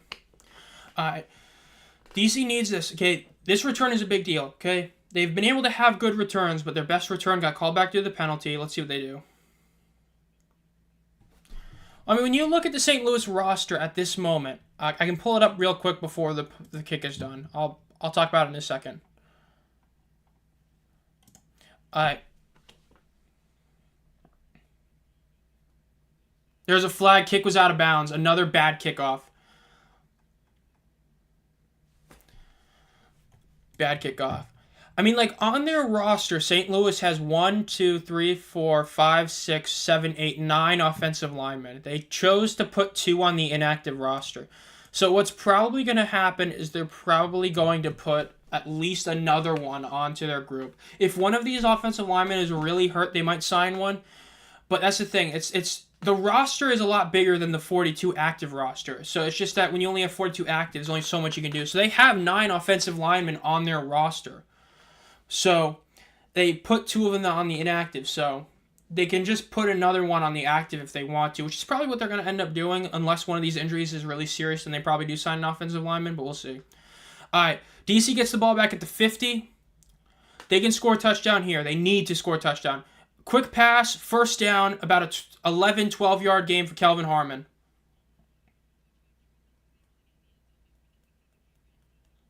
Interviewing Anthony Becht.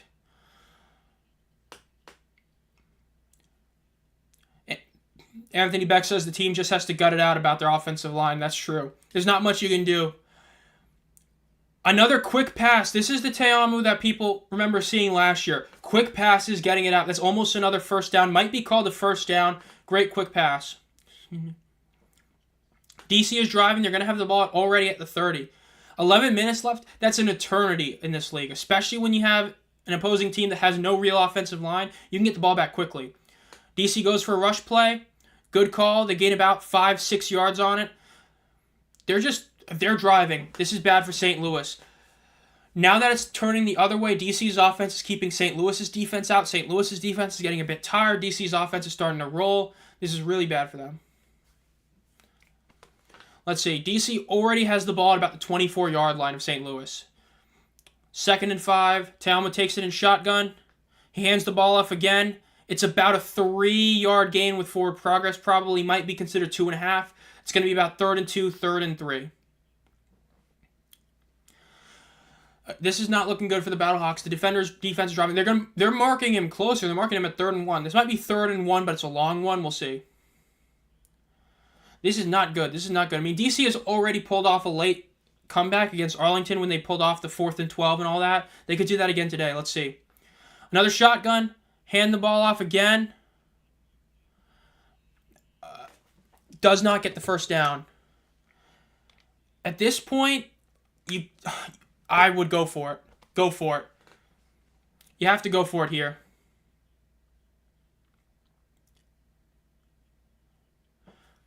They might be kicking, honestly, they might be kicking the field goal and then going for the 4th and 12. That might be what the play is right here. Because it sounds like Barlow's going to kick the field goal, which, I don't know if I do that, but again, if you can't convert 2-point conversions, you're going to need 3 scores. Nope, they are going for it. They are going for it.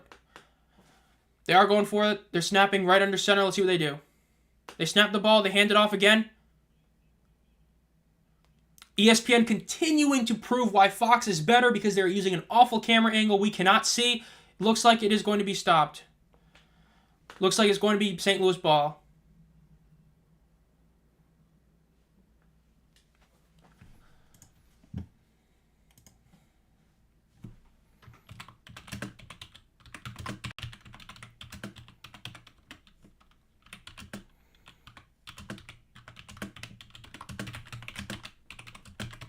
Man, ESPN is just so much worse than Fox. Like, I'm sorry. It's just, why do you show us the behind view of a key play where guys get 1 yard? That's just stupid. That was really bad. I just... it is what it is. It is what it is. It's just a gripe, but I've always had gripes with ESPN's broadcasting of it. But that was a big stop. That's a massive stop. But the only thing is that you still have the question of can DC's offense or defense stop St. Louis again? With all the offensive linemen hurt for St. Louis, DC can still get this. Oh man, DC got hurt offensive lineman. I did not see that, but that's not good for them. Hopefully it's nothing serious again. I mean, you never want to hurt for anyone to get actually hurt, but in terms of this, right now, DC is still in this game because of all the issues, right? Because you have type fast. hey, when you do a lot of YouTube stuff, I learn type a bit faster, but it was a tackle. Damn, hate to see that. But in terms of this right now, yes, St. Louis still has a 14-point lead. It's a 2-score game. DC only needs to get 1 2-point conversion on a touchdown.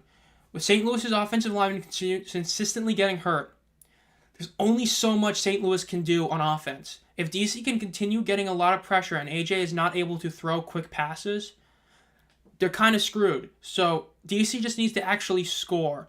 Again, should they have kicked the field goal? Arguably, they should have to go for the 4th and 12, but at the same time, I like going for it there because a touchdown is a much bigger deal than a field goal. But it's going to be a big deal to see what happens now.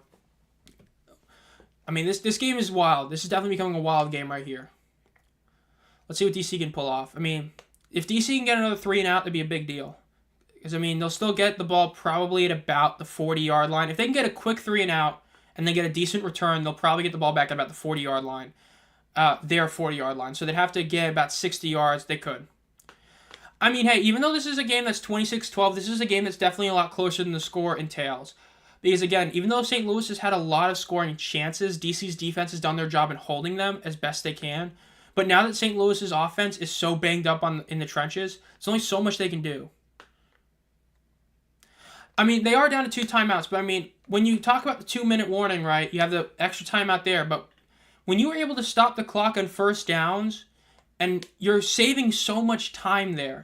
So, I mean, a minute in the UFL is like 3 minutes in the NFL. It's such a big deal having all that extra time, and it's the one thing that really benefits them. DeMarcus Hayes is being carted off. You hate to see that. That's not good to see. Yeah, it's getting carted off. That's not good. That's really not good to see. Hate to see that. They lost their starting tackle week 1. Yeah, Jean Delance. Yeah, it was just because of the spit. It wasn't because he, threw the game for his team, basically. Yeah. All right, let's see what St. Louis can do here. With all their offensive linemen out, let's see if they can finally do something on offense. They're at the 20-yard line, so in terms of scoring, they'd have to go pretty far.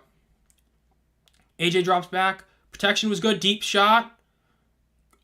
Hakeem Butler catches it. He stays on his feet. He's gone. Touchdown. Touchdown, Hakeem Butler. No way. 81-yard touchdown for Hakeem Butler. It's over. I mean, that's the dagger. What a play. No way St. Louis just got that. Hakeem Butler is crazy.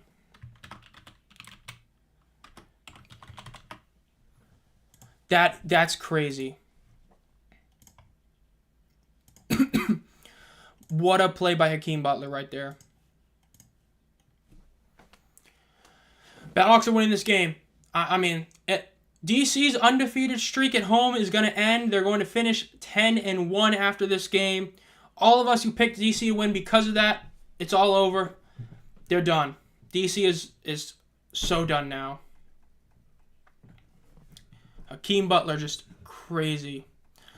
Battlehawks got the dub. They're barring like a colossal collapse. It's over. All right, they're going to take a 5-yard penalty on the try. Is what it is.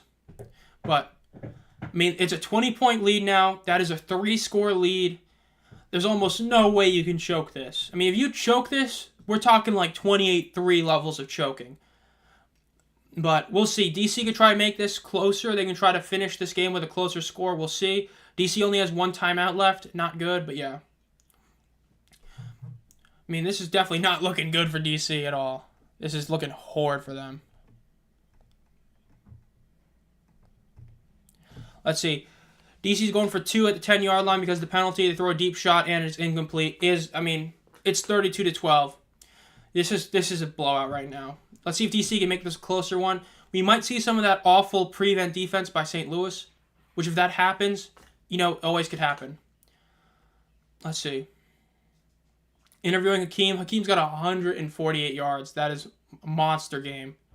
This is definitely the best game of it. I mean, that game Vaughn's had where he had like 10 receptions might be a bit better, but this is at worst like the second best game a receiver's had all season. I remember all of you who are new here, make sure to like the stream and subscribe to the channel. I do at least 4 UFL videos a week. And this week we're doing 6. And again, like I talked about earlier, the attendance video coming out tomorrow is going to be a lot more positive than I expected it to be. Seeing that, both the Defenders and the Renegades increase in attendance, pretty big shock. And hopefully we see that with the Showboats. I know people expect the attendance to be better. And even though Houston is a massive failure, but if we can see the attendance go up for the Showboats, it'll make that video a lot more positive, so we'll see. Yeah, this is not good for DC. This is really bad. I mean, 9 minutes left. DC is going to have to just air it out now. I mean, yes, you do have, the eternity of the final 2 minutes, but when you talk about 9 minutes left, you kind of have to just go all out. You have to score now. You have to score basically before the 7 minutes are up. You need to score a touchdown. Let's see the return. About the 30, 35... About the 35, 36-yard line. Yeah, it's going to be the first L at Audi Field. DC was 3-0 in 2020. They were 6-0 in 2022, or 2023, thanks to the home playoff game. And they were 1-0 this year. This is going to be their first loss at Audi Field ever. They're going to be 10-1 at home, which is still the best overall home record I believe the Stallions lost twice at home. I can't remember for sure, but I think they lost at home against the Gamblers. I mean, technically every game was home for them that year, but yeah. Oh, dude, St. Louis is easily the second best team in the league. I mean, it's number 1 Stallions, number 2 St. Louis, everybody else below them. San Antonio's clearly third, but 2 best teams in the league are Birmingham and St. Louis by far. All right, first throw, incomplete. I mean, it's just Birmingham's number 1 until they lose, but St. Louis is clearly a top 2 team in the league. When you talk about everything they're doing, because now that their defense is looking impressive, everything that you could be worried about, their defense, their rushing game, passing game, O-line, their O-line's only playing bad because it's getting hurt. It hasn't, you know what I mean? So it's just St. Louis is incredible this year. It's just Birmingham's still the team to beat. St. Louis is definitely the team to beat in the XFL conference, that's for sure. All right, they fake the handoff. Tiamu drops back a couple steps. He moves up. He gets hit as he throws interception. Mike Rose gets the interception. Big play that was out a couple weeks ago, and he's back, and look at that. Interception, almost a pick six. They get the ball about the 10-yard line. Boys, if you a betting man, we hitting the over today. Guys, let's put in Brandon Silvers. Let's get Brandon Silvers a touchdown. Come on. Let's see some Brandon Silvers action. I think he's the backup today. Let's see. Let me go check.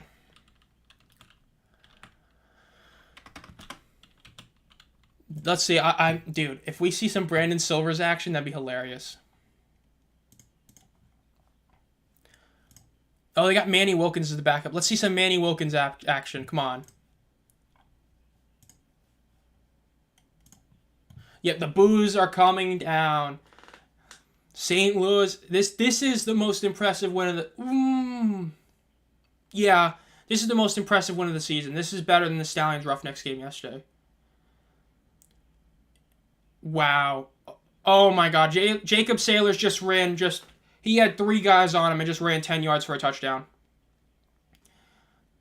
This is I mean 38-12. 8 minutes 10 seconds left, just 38-12. St. Louis has the lead. This is crazy. Tiamu probably legitimately might get benched this week. I mean, that's bad. St. Louis has the lead now 38-12. They go for 2 and make it, they'll hit 40 points. This 38-point total is the single most points scored in any game this season.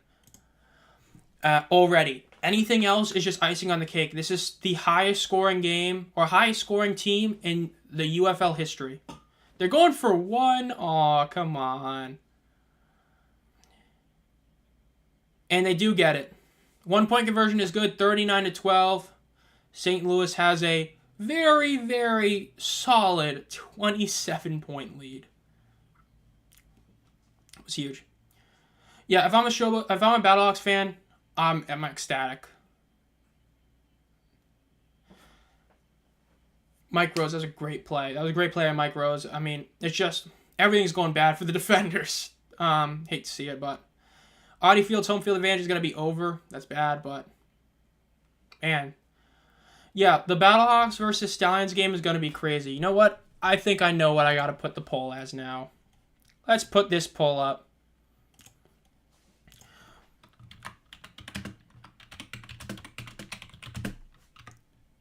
I think you all know what I'm about to put in the poll. I'm just making sure I got the right week here.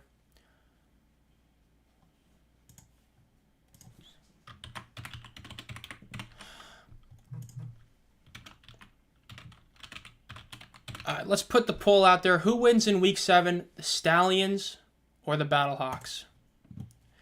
That game is in Week 7, so there is one more week before the game happens, FYI. But, I mean, both teams we expect to win next week. The Battlehawks are playing against the Roughnecks, so they should win that. And the Birmingham Stallions are playing against the Showboat, so they should win that. But, yeah. This is insane. Yeah, I mean, DC just allowed a running back to basically carry like 5 people downfield. I mean, really. All right, so we got the pull up. Who wins in Week 7, the Stallions or the Battlehawks? Seen a lot of people at the Battlehawks so far. I mean, I personally would say if Matt Corral starts, I think the Battlehawks win. If Adrian Martinez starts, the Stallions win. That would be my opinion. I just think that the game dynamic with Martinez is so just different. Yes, Corral can run. He's sneaky athletic, if you know what I mean. But Adrian Martinez is such a good runner. I mean, he knows when to go. He goes fast, and he's only a bit worse than Corral at passing the ball from what I've seen. If Martinez is the starter, I think the Stallions win. If Corral's the starter, I think the Battlehawks win. Especially since it's going to be at home. I get that, AJ McCarron has a lot of people that love him from his time at Bama, but it is a home game for the Stallions, and if it is a populous game, it's going to be crazy. DeAndre Francois is in for the DC Defenders. Not surprised at all. Te'amo's been playing bad. It's basically garbage time. Let's see what Francois has. He might end up being the starter next week. It might be Jalen McClendon. I'd love to see that, but we'll see.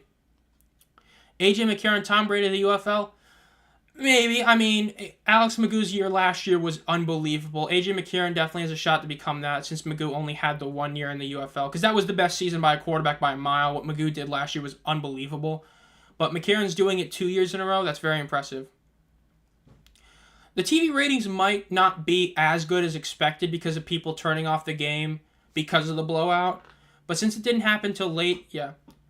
I wouldn't say that high, Michael, just because this is on ESPN. Because the early game this year had about like 930,000, I believe. Let me check.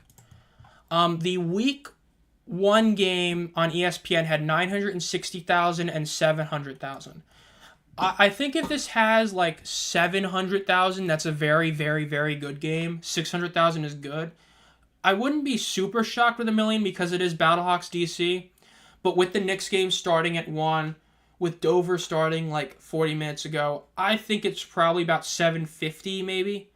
But if it does hit 800,000 or higher, that's a massive success. If it hits 1 million, oh man, that TV ratings video on Thursday is going to be a very positive video if it hits that. It's going to be very positive. So yeah. All right, so far with the poll, we have 9 people voting for the Battlehawks versus 1 for the Stallions. Kind of shocked at that. Yeah, I mean, again, I wouldn't be super shocked if this is the ESPN game to hit 1 million. It's a massive game. Both these teams are, even though DC is like a very skeptical 2-2, it still is 2 good teams.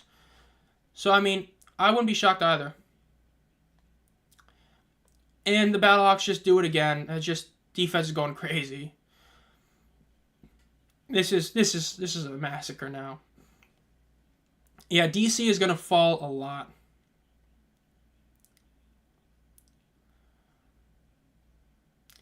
Hey, we're watching the Battlehawks dominate the Defenders. I mean, to be fair, the Stallions dominating the Roughnecks is not as impressive because of which team they dominated. But, I mean, like I said, I think it's determined by who starts at quarterback. If Martinez starts, I think the Stallions win. If Corral starts, I think the Battlehawks win. That's my thoughts. Yeah, the Defenders, the fact that they're still probably going to be 5 in my power rankings is crazy. Because I'm thinking about it. If the Panthers beat the Showboats, which I expect to happen, the Defenders are still going to be 5th in my power rankings most likely, which, wow. I mean, if that's crazy to think about it, but it's probably true. Because, I mean, the Renegades are still the worst team. If they can't win, they can't move up. The Roughnecks still look terrible. They're still clearly one of the 2 worst teams or 3rd worst team in the league. And if the Showboats keep it close to the Panthers, they might move up. But yeah. I agree. Skip Holtz is the best coach in the league. I mean, it's just, the dude can win with like any quarterback. He's now had 4 different quarterbacks that he's won games with, and he's won multiple games with all of them. Jamar, Alex Magoo, Matt Corral, and of course, Adrian Martinez. Manny Wilkins is in at quarterback for the Battlehawks now. So yeah, I agree. Skip Holtz is the best coach in the league. It's just everything else to question. Another vote for the Battlehawks just came in. Now at 10 votes for the Battlehawks, 1 vote for them. Yeah, DC fans are leaving. I mean, it's over. Unless you're like a massive DeAndre Francois or Manny Wilkins fan, I mean. Or you want to help build the beer snake, it's over. Let's see what Wilkins can do. Because Wilkins has not gotten any reps. Brandon Silvers is the 3rd string quarterback. But let's see. Yeah, that St. Louis home field is big, but the fact is that game is going to be at Birmingham. Just an FYI, the Birmingham-St. Louis game is going to be at Birmingham. Yeah, all of DC's wins were all pretty close against them. Like, I'm going to pull it up on my other tab real quick. Like, the 2023 XFL season, which is how I view it, because 2020, it's just team-wise, they're nowhere near the same. In terms of last year, right, DC's first game against the Battlehawks ended 34-28 at Audi Field. They won a game by 6 points.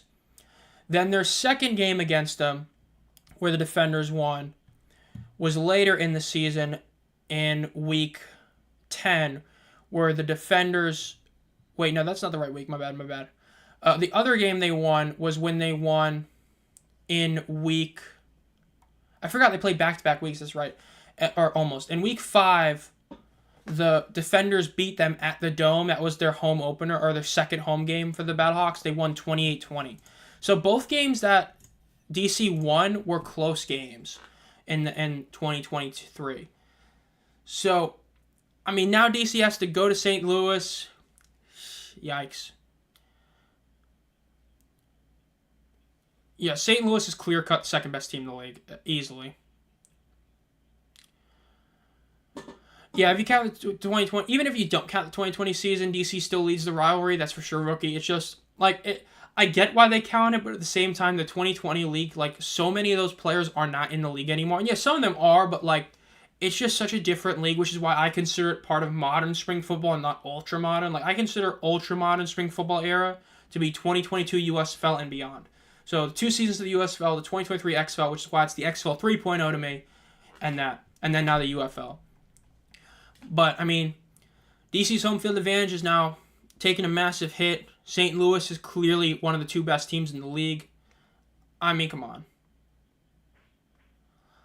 Let's see. St. Louis, I mean, what is there to really say? St. Louis has just been obliterating them, right? I mean, it's just been crazy.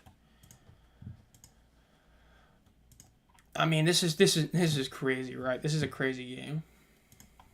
A.J. McCarron has surpassed 1,000 yards this season. He is joining Luis Perez as the other quarterback to do it. I mean, it's crazy.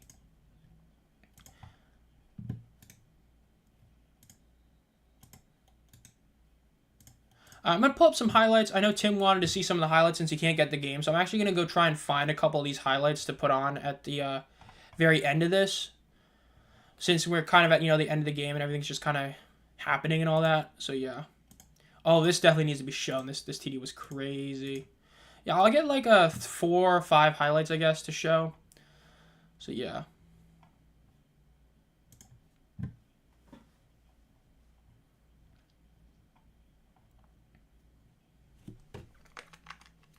All I know is that this game has been something else for sure.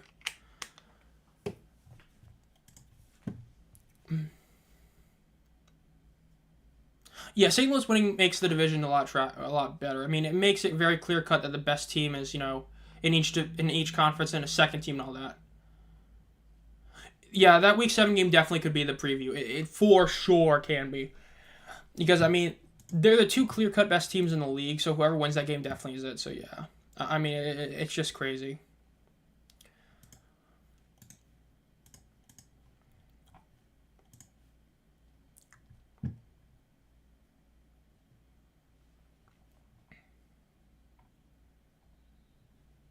I got a few highlights pulled up. It's just a few, but I'll pull them up once the game is officially over for those of you who didn't get to actually watch the game to talk about it. Yeah, DC got obliterated today. I mean, this is bad. I mean, 39. I mean, they kept it close for a while, but 39-12 as a final score is awful. I mean, nobody thought it was going to be like this. Hey, all I know, the Battlehawks Stallions, it's a battle of the team that wanted to be the team last year versus the team that is the team to beat. I mean, it's like the old saying, to be the man, you have to beat the man, and the Stallions are that man. So until you beat them, you're clearly the second best team in the league kind of deal.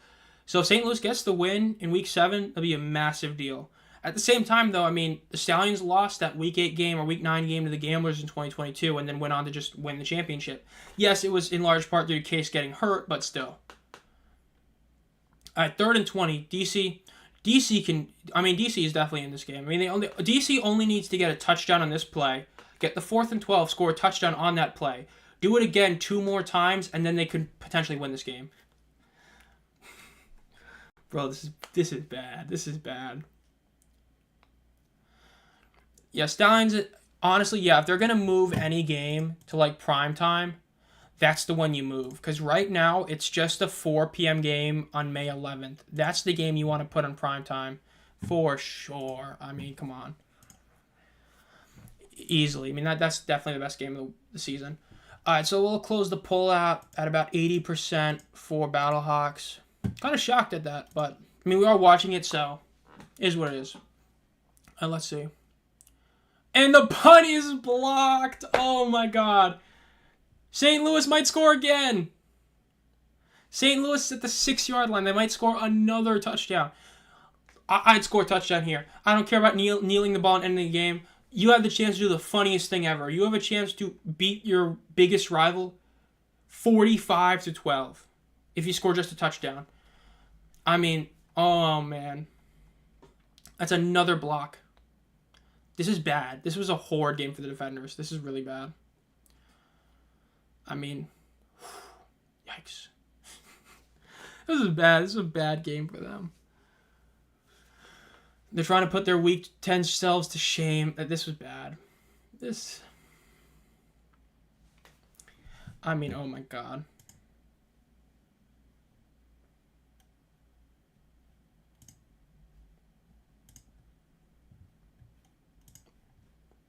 Okay, I did not mean to click that one.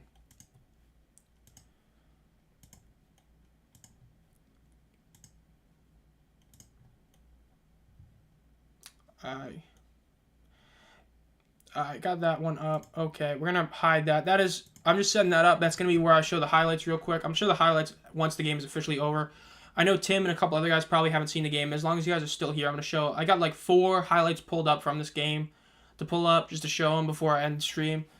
But, I mean, yeah, the game is almost over. I want St. Louis to score again. I want them to just obliterate this defenders team even harder. I mean, at the same time, if you're playing at home against a team with no offensive line and you allow 40-plus points, you kind of deserve to get beat by 40-plus points. Or 30-plus. I mean, if they kick a field goal here, they win the game by 30. Because, I mean, not only is this the most points scored by any team this year, but this would be the biggest blowout as well. I mean, this already is the biggest blowout. Because, I mean, the biggest blowout before this was the 32-9 game literally yesterday with the Stallions Roughnecks. But, yeah. Yeah, I've got like 4 highlights pulled up that I'm going to show once this is over. I just saw them on Twitter, so I'll put them on there. Yeah, the live stream tennis definitely got better. Again, a lot of that is because it's the Battlehawks defenders. This is a massive game overall. So, yeah. I mean, channel is growing. Yeah, thank you. I mean, it's been a bit slower the last couple days, but I'm assuming that the attendance video, because especially with UFL fans online, things like attendance and TV ratings get a lot of views, so I already kind of know that the attendance video is going to do really well, and so is the TV rating video. So I'm hoping that all goes, because we're getting closer to 750, which will be 3/4 to 1,000. Then I have the 1,000 subscriber giveaway. So if you're not subscribed already, if any of you, make sure to subscribe. Is at 1,000, I am giving away currently 3 Upper Deck USFL boxes, 2 Topps AAF blasters, and 1 more thing I'm trying to get. It's probably going to be a USFL shirt or something. I'm trying to think about it. I might do. Oh, yeah, I know who you're talking about. Yeah, he's going to be very upset. So is Webb. Webb's going to be pissed too. Yeah, getting cooked is, hey, the only bright side is, unlike if the Showboats lose today, you're still kind of in it, right? I mean, let me look at this. I mean, DC plays San Antonio in Week 6, and then they can get that win back, right? They can go and beat San Antonio and get that win back. Which, if they do that, that puts a loss on San Antonio. That gives you a win. So then you only need to just win out and you're against the Renegades. The defenders are still in the playoff hunt. It's just going to be hard for them. They basically are going to be forced to go like 5-0 the rest of the season. 4-1 still could get you to the playoffs if you only lose to a USFL team. But yeah, I mean, you got to win this. You got to win next week. You got to beat the Brahmas for sure.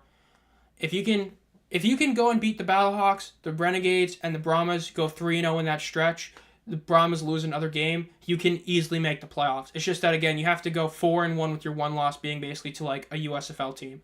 That's how you make the playoffs. You're a Defenders fan. You're still very much in it. It's just that one more loss against a conference opponent, then you're probably out of it.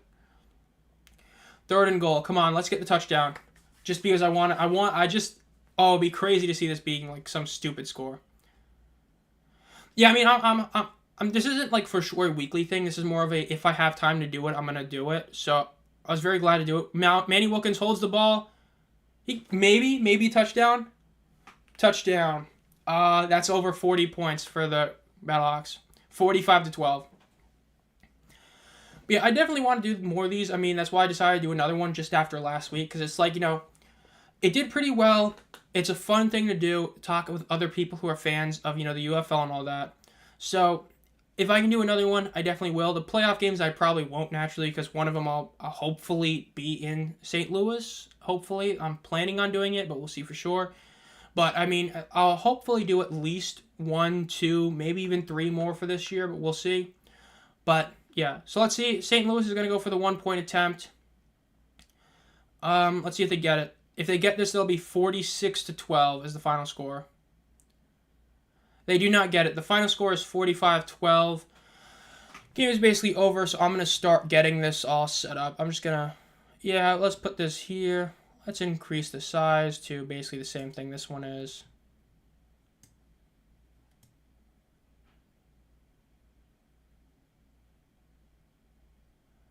Yeah, I'm not used to this all stuff with OBS, so I'm just trying to make this even. It doesn't want to be even, though. It wants to be mean to me, but...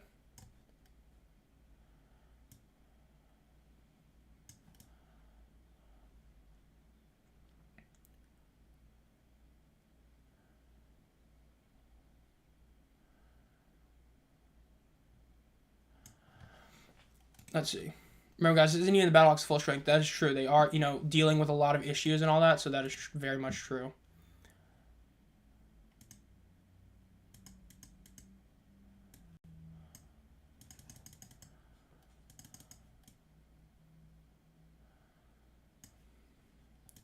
There we go. So, clicked out of that one.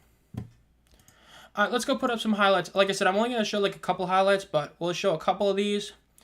So, let's show the first one. We're going to show this. This is the one really good third down play I was talking about earlier. Right? So, that's what I'm going to show first. I'm going to show the really good first down play that we saw. I'm clicking the wrong buttons. There we go. So, let's one up here.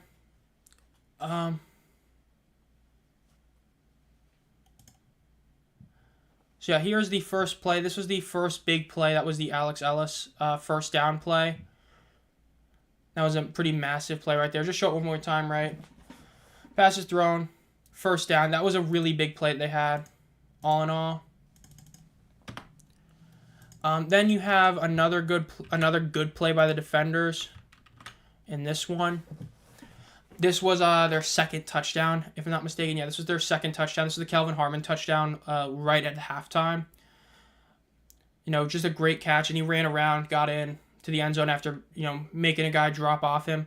And so that was the touchdown there. I'll show it one more time again. Final score is 45-12. The game is officially over. Yeah, show this one more time. And then we'll show a couple of Battlehawks highlights. So yeah, the streak is over. The defenders are now 10-1 at home. They have now officially lost at home for the first time ever. So yeah, this really good Kelvin Harmon play, and then of course we have a couple Battlehawks highlights to show. So the first one, this was the insane 80-yard touchdown that Hakeem had. This was just an incredible play, all in all.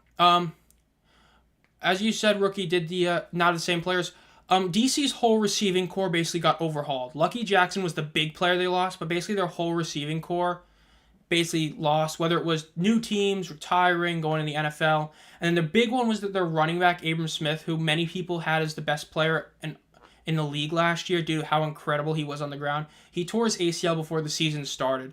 So DC's offense took a couple of massive hits before the season even started, and that's kind of why they've been so much worse on the offense. The defense started pretty slow, but now looks, they just allowed 40 points. But, yeah, the offense dealt with a lot of injuries in Abram Smith and lost a lot of skill position guys, and that's what ended up making their offense look so much worse.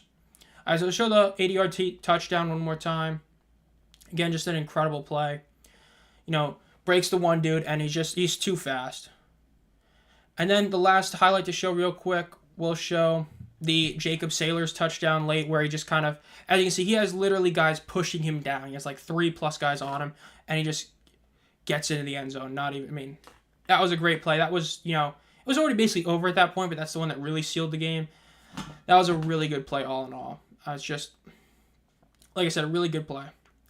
So that'll pretty much do it for this stream. This has been Zomb Phox. Again, if you guys are new here, make sure to, subscribe to the channel, like the stream and all that, because I really do enjoy doing these things.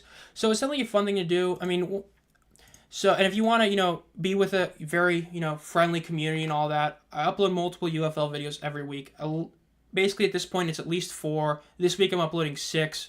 If you want to support the channel for at least 99 cents a month, you get a bunch of perks as well. Strange became the first one, but again, in terms of streaming, I don't know when I'll do the next one. In terms of next week, maybe could do the Birmingham Stallions Showboats game. I might do the Showboats Arlington game on week 7.